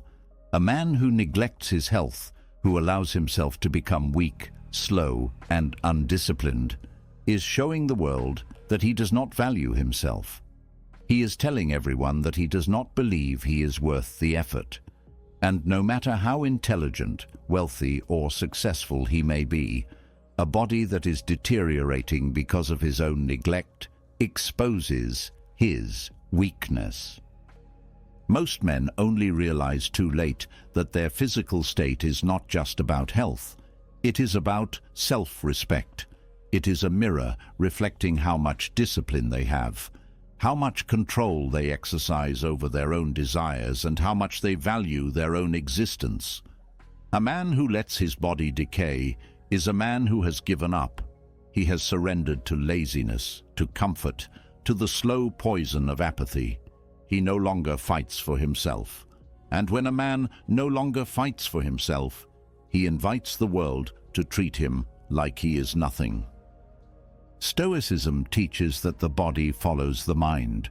If a man's body is weak, it is because his mind is weak. If he cannot control his physical state, it is because he has already lost control internally. He has chosen short-term pleasure over long-term strength. He has decided that indulgence is more important than discipline. He has prioritized comfort over respect. And the consequences of that choice are written on his body for everyone to see. Most men think that their physical form does not matter as long as they are successful in other areas. They believe that as long as they have intelligence, money, or status, they do not need to maintain their strength. But this is a lie. A man's body is the most visible proof of his discipline. It is the first thing people see, the first thing they judge, the first thing that communicates what kind of man he is before he ever speaks a word. A man who is physically weak will always be treated as weak, no matter what else he has achieved. A man who respects himself does not allow his body to become fragile. He does not make excuses. He does not say he is too busy, too old, too tired. He does not tell himself that discipline is unnecessary, that health does not matter, that physical strength is just for athletes. He understands that if he cannot master himself, he cannot master anything else. Most men fall into physical weakness because they have no control over their desires. They eat whatever they want, whenever they want. They avoid discomfort. They stay inside their comfort zone. They choose the path of least resistance. They become soft, not just in body, but in mind. And this weakness infects every other part of their life. Their energy fades. Their confidence disappears. Their ability to face challenges weakens. They become less than what they could be, and they know it. A man who allows his body to fall apart does not need anyone else to judge him. He is already ashamed of himself. He feels it every time he looks in the mirror. He notices it in the way others treat him. He hears it in the voice inside his head, the voice that tells him he could be more, but he is choosing to be less. And this internal war destroys him. Stoicism teaches that the body is a tool, a weapon, a man's greatest physical asset. To neglect it is a betrayal of everything he could be. A man who is strong physically is not just strong in body, he is strong in willpower. He has proven to himself that he can endure pain, that he can overcome weakness, that he can control himself in a world that constantly tempts him to fall apart. He is a master of his own nature, not a slave to his own impulses. Most men do not realize that weakness is a choice. They believe it happens slowly, naturally, as they age, as life gets busy, as priorities shift. But this is just an excuse. Weakness is not something that happens to a man. It's something a man allows to happen to himself, and if he allows it, he deserves the consequences. A man who chooses strength does not wait until his body is failing to take action. He does not wait until he is sick, exhausted, and embarrassed to start caring. He does not make excuses about genetics, about metabolism, about past injuries. He takes control now. He builds himself, not for vanity, not for admiration, but because he respects himself enough to demand strength from his own body. Most men will never understand this. They will let themselves go, slowly but surely. They will lose their energy, their vitality, their presence.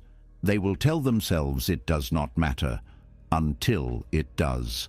Until they wake up one day and realize that they have lost control, and they have no one to blame but themselves. A man who values his existence does not allow himself to become weak. He does not wait for motivation.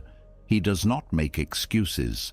He trains his body because he understands that weakness is not an option.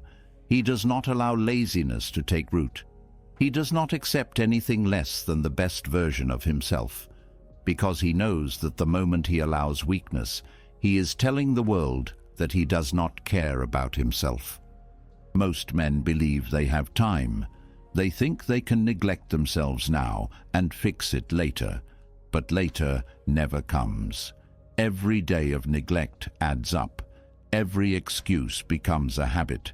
Every choice to stay weak makes it harder to become strong. And, before they know it, it is too late. A man who respects himself does not gamble with his future. He does not assume he will always have time. He understands that every day is a test, every action is a decision, every choice is either making him stronger or making him weaker. And because of that, he chooses strength every time. Most men will die weak, not because they had to, but because they allowed it, because they let their comfort destroy them, because they convinced themselves that their body did not matter, because they failed to see that their physical strength was the foundation for everything else in their life. But the few who understand this will never fall into that trap. They will never let themselves decay. They will never allow themselves to become something they do not respect. They will build themselves, not just for survival, not just for appearance, but because they know that strength is the ultimate proof of self-respect. And a man who truly respects himself will never allow weakness to define him. A man who allows his body to fall into weakness has already surrendered a critical part of his existence. He has let comfort win. But the physical body is only one part of the war. A greater battle is being fought in the mind. Most men, without realizing it, have already lost. Not to a visible enemy, but to an invisible one. Distraction. This is the silent killer of potential. It robs men of focus, clarity, and depth, all while making them believe they are still in control. The modern world does not need to chain men physically. It simply floods them with so much noise, so much stimulation, so much meaningless entertainment that they never develop the ability to think. They are always occupied but never progressing, always engaged but never growing. Their minds are filled with endless consumption, but they remain empty. Most men are completely addicted to distraction.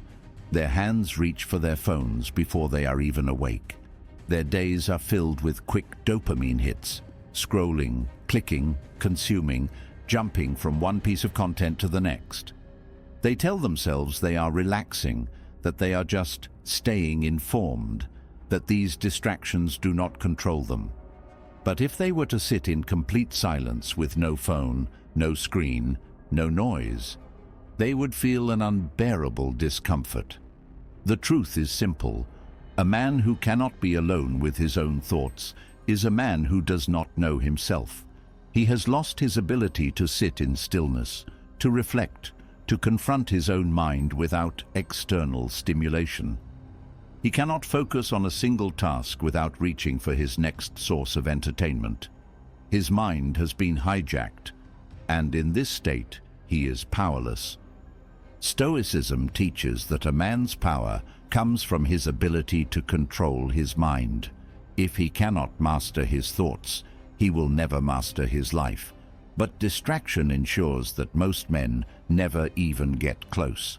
Instead of working on themselves, they spend their time consuming shallow content. Instead of deep thinking, they fill every free moment with cheap entertainment. Instead of mental strength, they develop mental addiction. Most men believe that their distractions are harmless.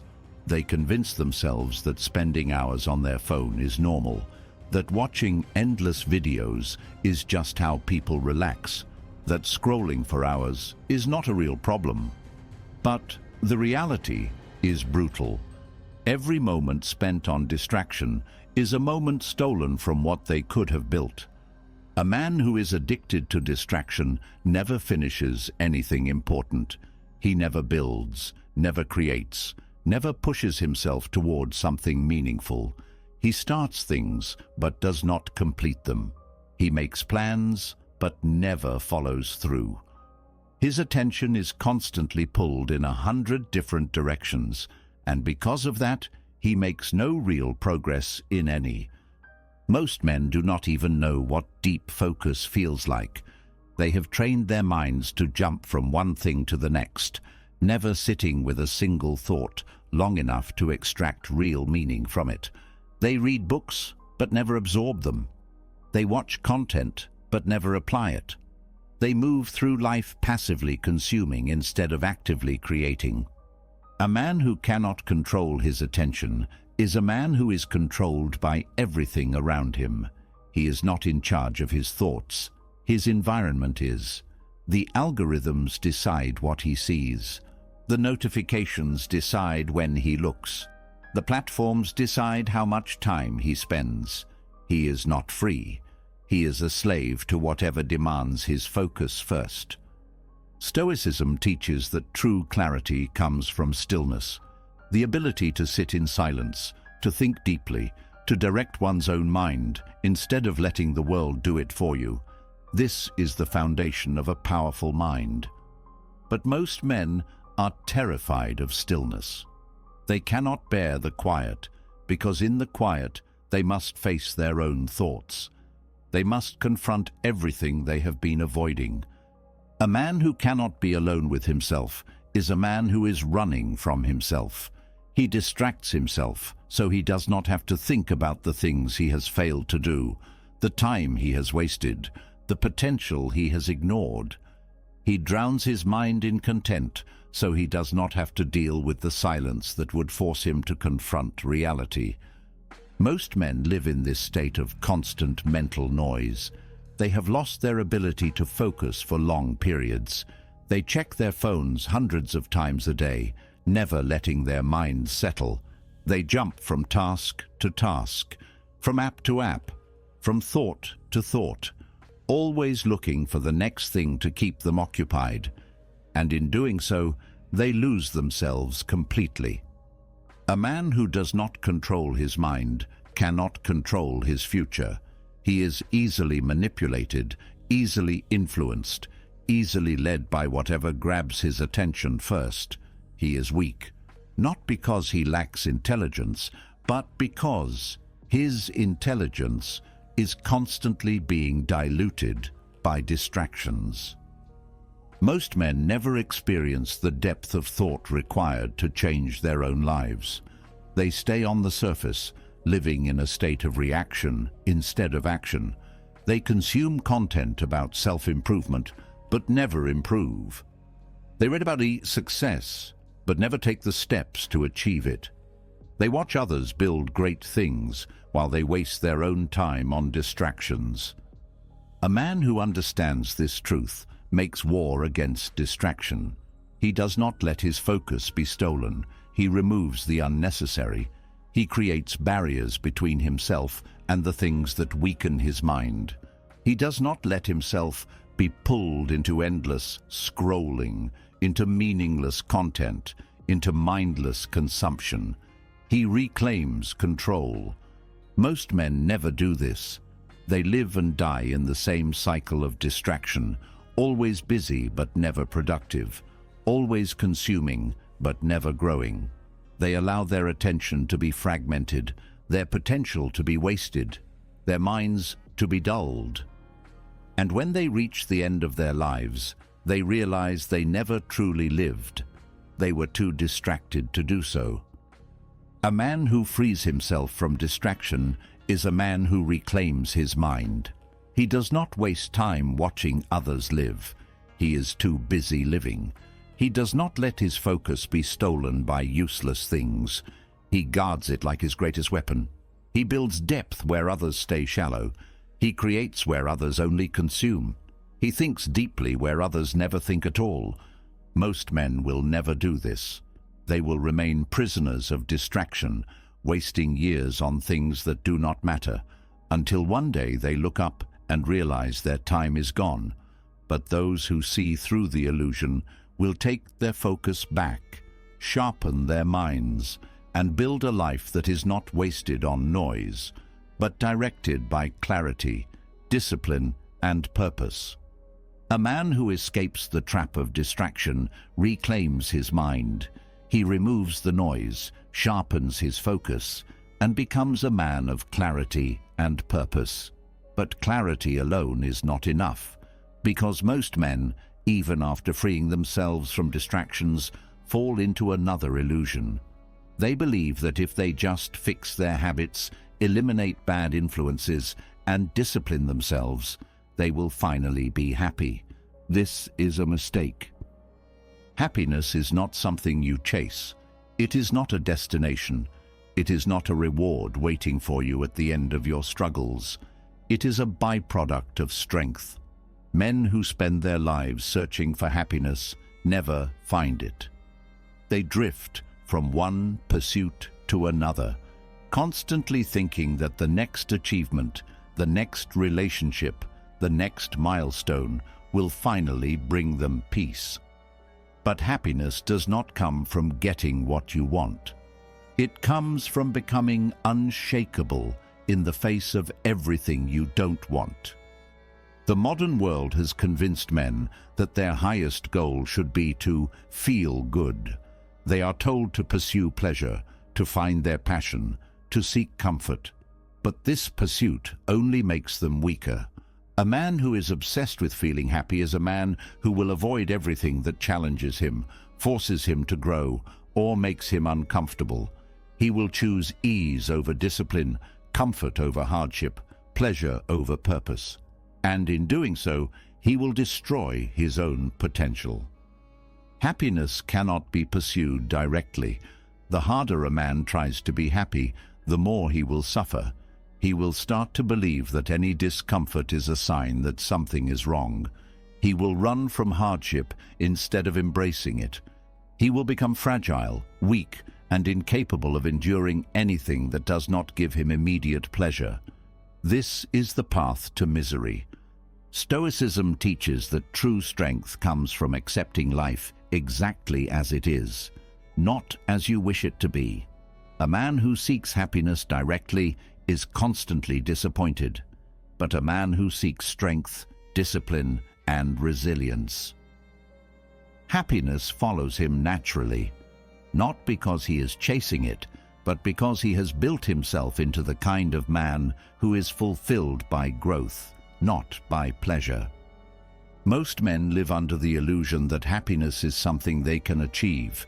They believe that if they just work hard enough, if they just get the right circumstances, they will finally be content. But life doesn't work that way. There is always another obstacle, another challenge, another hardship waiting. A man who depends on everything going perfectly in order to feel happy is a man who will never be happy for long. A man who chases happiness also becomes easy to manipulate. Because he wants to feel good, he will do anything that promises him joy. He will fall for shallow pleasures, toxic relationships, and false hope. He will waste time chasing things that have no real value because they make him feel good temporarily. He will constantly move from one excitement to the next, never satisfied, always searching, always needing more. The strongest men understand that happiness is a side effect of living with purpose. They do not seek joy, they seek mastery. They do not chase pleasure, they chase growth. They do not expect life to be easy. They expect themselves to be strong enough to handle whatever comes. And because of this, they become the kind of men who do not need happiness to function. They are stable, grounded, unshakable, and ironically, because they are not desperate to be happy, they often experience the deepest sense of fulfillment. Most men will never understand this. They will spend their entire lives trying to fix their emotions, trying to make themselves feel good, trying to eliminate anything that makes them uncomfortable, and they will fail. Because the moment they get what they thought would make them happy, they will immediately need something else. Their minds will always tell them that happiness is just one step away. But that step never ends. It is an endless staircase that leads nowhere. A man who seeks strength instead of happiness frees himself from this trap. He does not expect life to feel good all the time. He does not crumble when things go wrong. He does not think that struggle means failure. He understands that true happiness comes from the ability to face suffering without breaking. Most men want happiness without earning it. They want the rewards without the effort. They want peace without struggle. But peace is not something that is given. It is something that is forged. It is built through discipline, through endurance, through facing adversity and refusing to quit. A man who embraces hardship becomes immune to the misery that consumes others. A man who pursues happiness as his main goal will always be a slave to his emotions. He will wake up each day wondering, "Why don't I feel happy?" And instead of pushing forward, instead of strengthening himself, instead of doing what must be done, he will waste time trying to fix his feelings. But a man who seeks strength wakes up with a different mindset. He does not ask, "How can I be happy?" He asks, "What must I do today to become stronger?" And in that pursuit, he finds a sense of fulfillment that no pleasure can match. Most men will never break free from their emotional slavery. They will continue to believe that their happiness is somewhere in the future, that once they get the right job, the right woman, the right success, everything will fall into place. But they will always be chasing something they can never catch. Because happiness does not come from getting what you want. It comes from becoming the kind of man who does not need anything to feel whole. Stoicism teaches that the only real power a man has is over his own mind. If he controls his perception, if he controls his actions, if he controls his response to hardship, then he does not need to chase happiness. Because he will already have something far more valuable, the ability to remain unshaken no matter what happens. A weak man is always searching for happiness. He is always looking for something to make him feel better. He is always trying to escape discomfort. But a strong man does not seek escape. He embraces reality fully. And in doing so, he becomes unbreakable. Most men will never understand this. They will waste years of their lives chasing an illusion, never realizing that happiness is not something you find. It is something that follows when you stop needing it. But the few who understand this truth will never again be controlled by their emotions. They will never again feel lost. They will never again wonder what they need to do to be happy, because they will already have everything they need, not from the world, not from success, not from other people, but from within themselves. A man who stops chasing happiness and instead builds himself into something unshakable will never again be at the mercy of fleeting emotions. He will no longer be tossed around by every setback, nor will he crumble when life does not go his way. But there is one final trap that most men never escape: the false belief that the world owes them something. This is one of the hardest lessons to learn. Most men secretly believe that if they struggle, if they suffer, if they endure hardship, the world should recognize it. They assume that their pain should mean something to others, that if they're good people, if they do the right thing, if they work hard, life will eventually reward them. But the truth is brutal. No one cares. Most men live with the false expectation that others will understand them. They think that their struggles, their emotions, their difficulties should be acknowledged and validated. They expect the world to stop and appreciate how hard they've tried. But the world does not stop for anyone. No one is coming to rescue them. No one will hand them the life they want. If they are weak, they will be left behind. If they complain, they will be ignored. If they wait for fairness, they will wait forever. Stoicism teaches that a man who expects the world to be kind is destined to be disappointed. The world is not cruel, but it is indifferent. It does not care about feelings. It does not recognize effort. It does not operate on fairness. It only rewards those who take what they want through strength, discipline, and resilience. A man who understands this stops waiting for understanding. He builds himself into a man who does not need it. Most men spend their lives begging for validation. They want to be seen. They want people to acknowledge their struggles. They want sympathy, kindness, and support. But they do not realize that by seeking these things, they are making themselves weak. A man who constantly explains himself, who expects others to care about his difficulties, is a man who will always be at the mercy of others. No one respects a man who asks for permission to be strong. No one admires a man who waits to be understood before he takes action. No one follows a man who needs approval before he does what must be done. Powerful men do not need to be understood. They only need to act. Most men do not want to accept this truth. They cling to the hope that if they struggle long enough, if they suffer openly, if they express their difficulties, someone will come along and make things right. But no one is coming. No one is obligated to help. No one owes them anything. The sooner a man realizes this, the sooner he can become free. A weak man complains about how unfair life is. He tells himself that people do not appreciate him, that the world is harsh, that others should treat him better. But a strong man does not waste time wishing things were different. He makes himself stronger so that nothing can break him. Most men who expect understanding will never achieve anything great. They will waste years feeling sorry for themselves, waiting for someone to recognize their pain, hoping that if they explain their struggles enough, someone will fix them.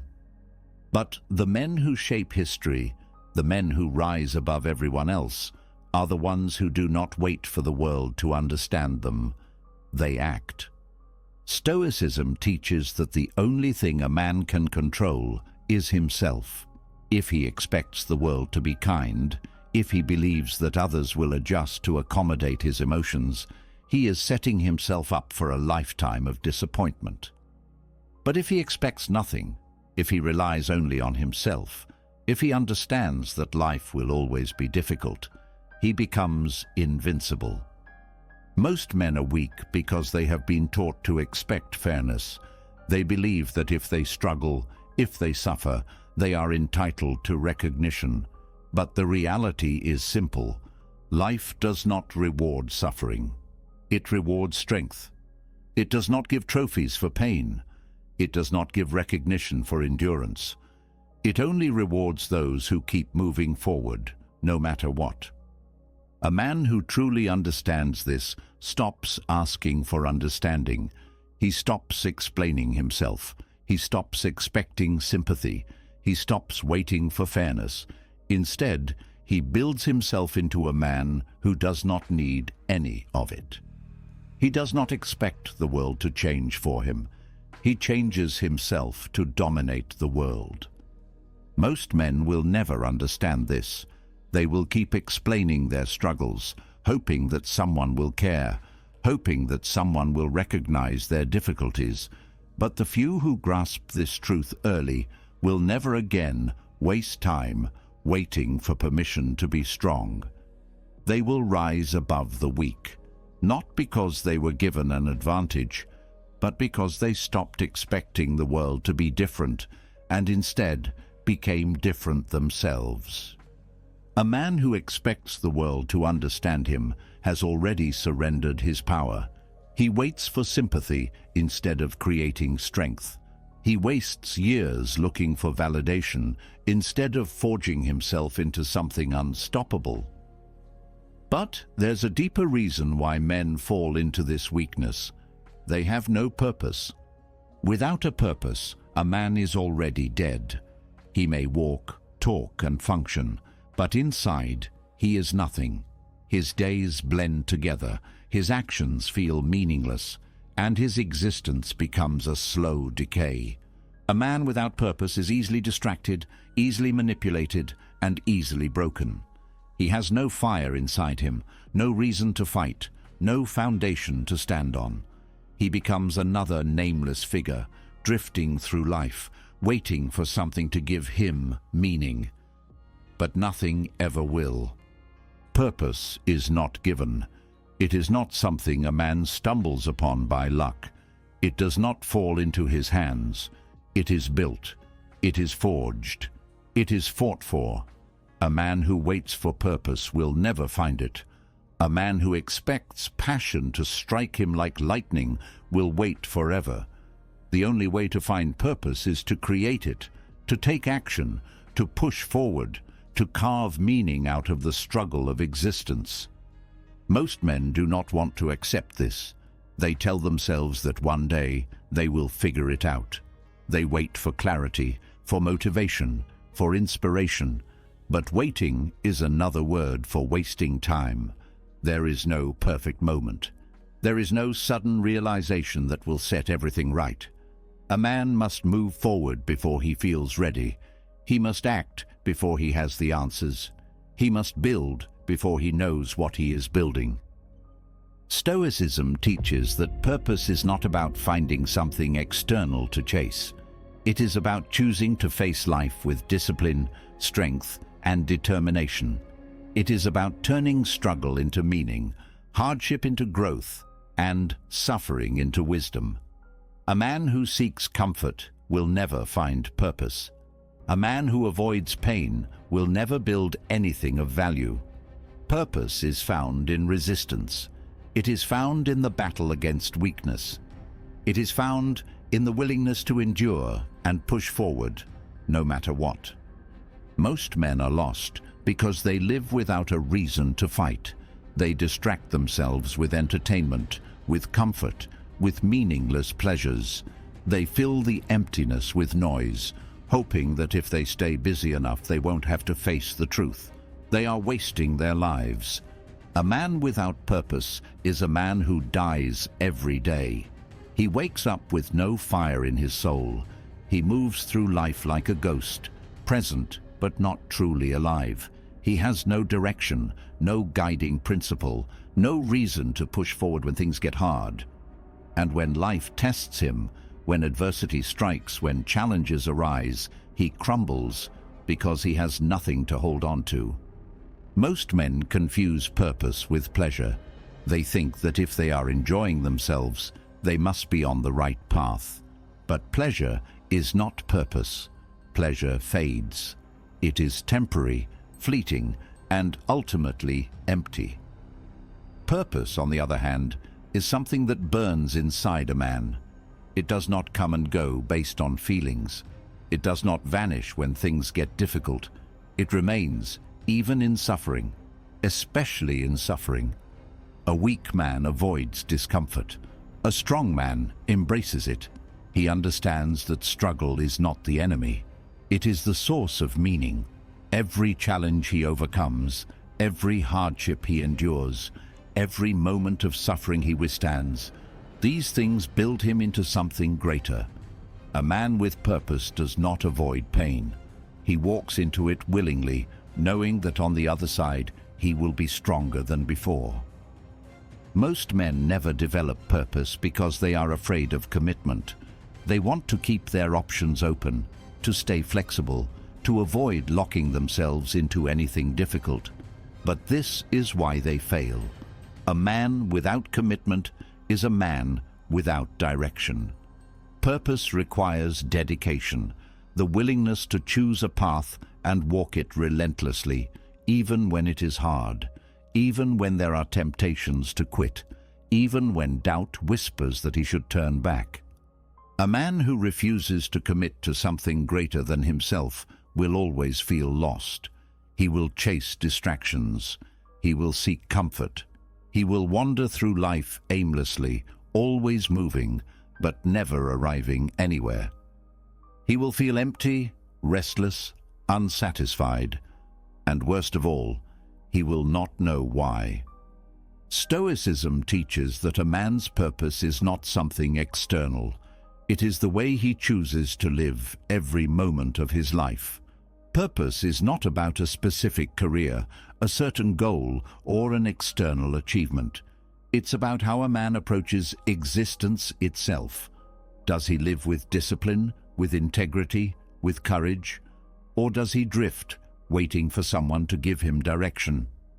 Most men die without ever truly living, not because they lacked opportunity, not because the world was unfair to them, but because they never committed themselves to anything that mattered. They spent their days chasing distractions, avoiding pain, and waiting for happiness to arrive. But life does not work that way. A man who waits will wait until the grave. A man who acts, he will carve his own destiny. A weak man makes excuses. He tells himself that he will find his purpose someday. He convinces himself that he has time, that he does not need to rush, that one day everything will fall into place. But the truth is brutal. There is no someday. There is only now. A man who does not take action today will never take action at all. A man who builds purpose understands that his time is limited. He knows that every wasted day is a day he will never get back. He does not wait for the perfect moment. He starts now with whatever he has, wherever he is, and he never stops moving forward. He does not need inspiration. He does not need motivation. He only needs the will to act. Most men will never escape the prison of aimlessness. They will continue drifting, distracting themselves, convincing themselves that they have time. They will live, but they will not be alive. They will exist, but they will never matter. They will fill their days with entertainment, with comfort, with empty pleasures. But when the distractions fade, when the entertainment ends, when they are left alone with their thoughts, they will feel the weight of their wasted existence. A man with purpose does not have this problem. He wakes up with fire in his soul. He moves through life with intention. He does not waste time because he understands that his time is the most valuable thing he has. He does not need external validation. He does not need constant pleasure. He only needs to know that he is pushing forward, becoming better, leaving behind something greater than himself. Most men will never understand this. They will live and die without ever feeling the intensity of true purpose. But the few who do, the few who take control of their lives, who commit themselves fully, who embrace struggle and hardship as the price of meaning, these men will never feel lost again. They will never wonder if their life has value. They will never question whether they are on the right path, because they will know, not because someone told them, not because the world gave them permission, but because they built it themselves. A man without purpose is already dead inside, but there is something even worse, believing he has time. This is the greatest illusion of all. Most men walk through life as if they are immune to death, as if the future is promised. as if they can afford to waste days, months, years, waiting, delaying, making excuses. They assume they will get another chance.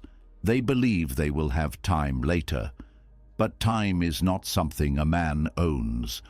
Time is something that is slipping away every second, whether he is ready or not. There is no greater lie than, "I'll do it later." Later is not guaranteed. Later is not real.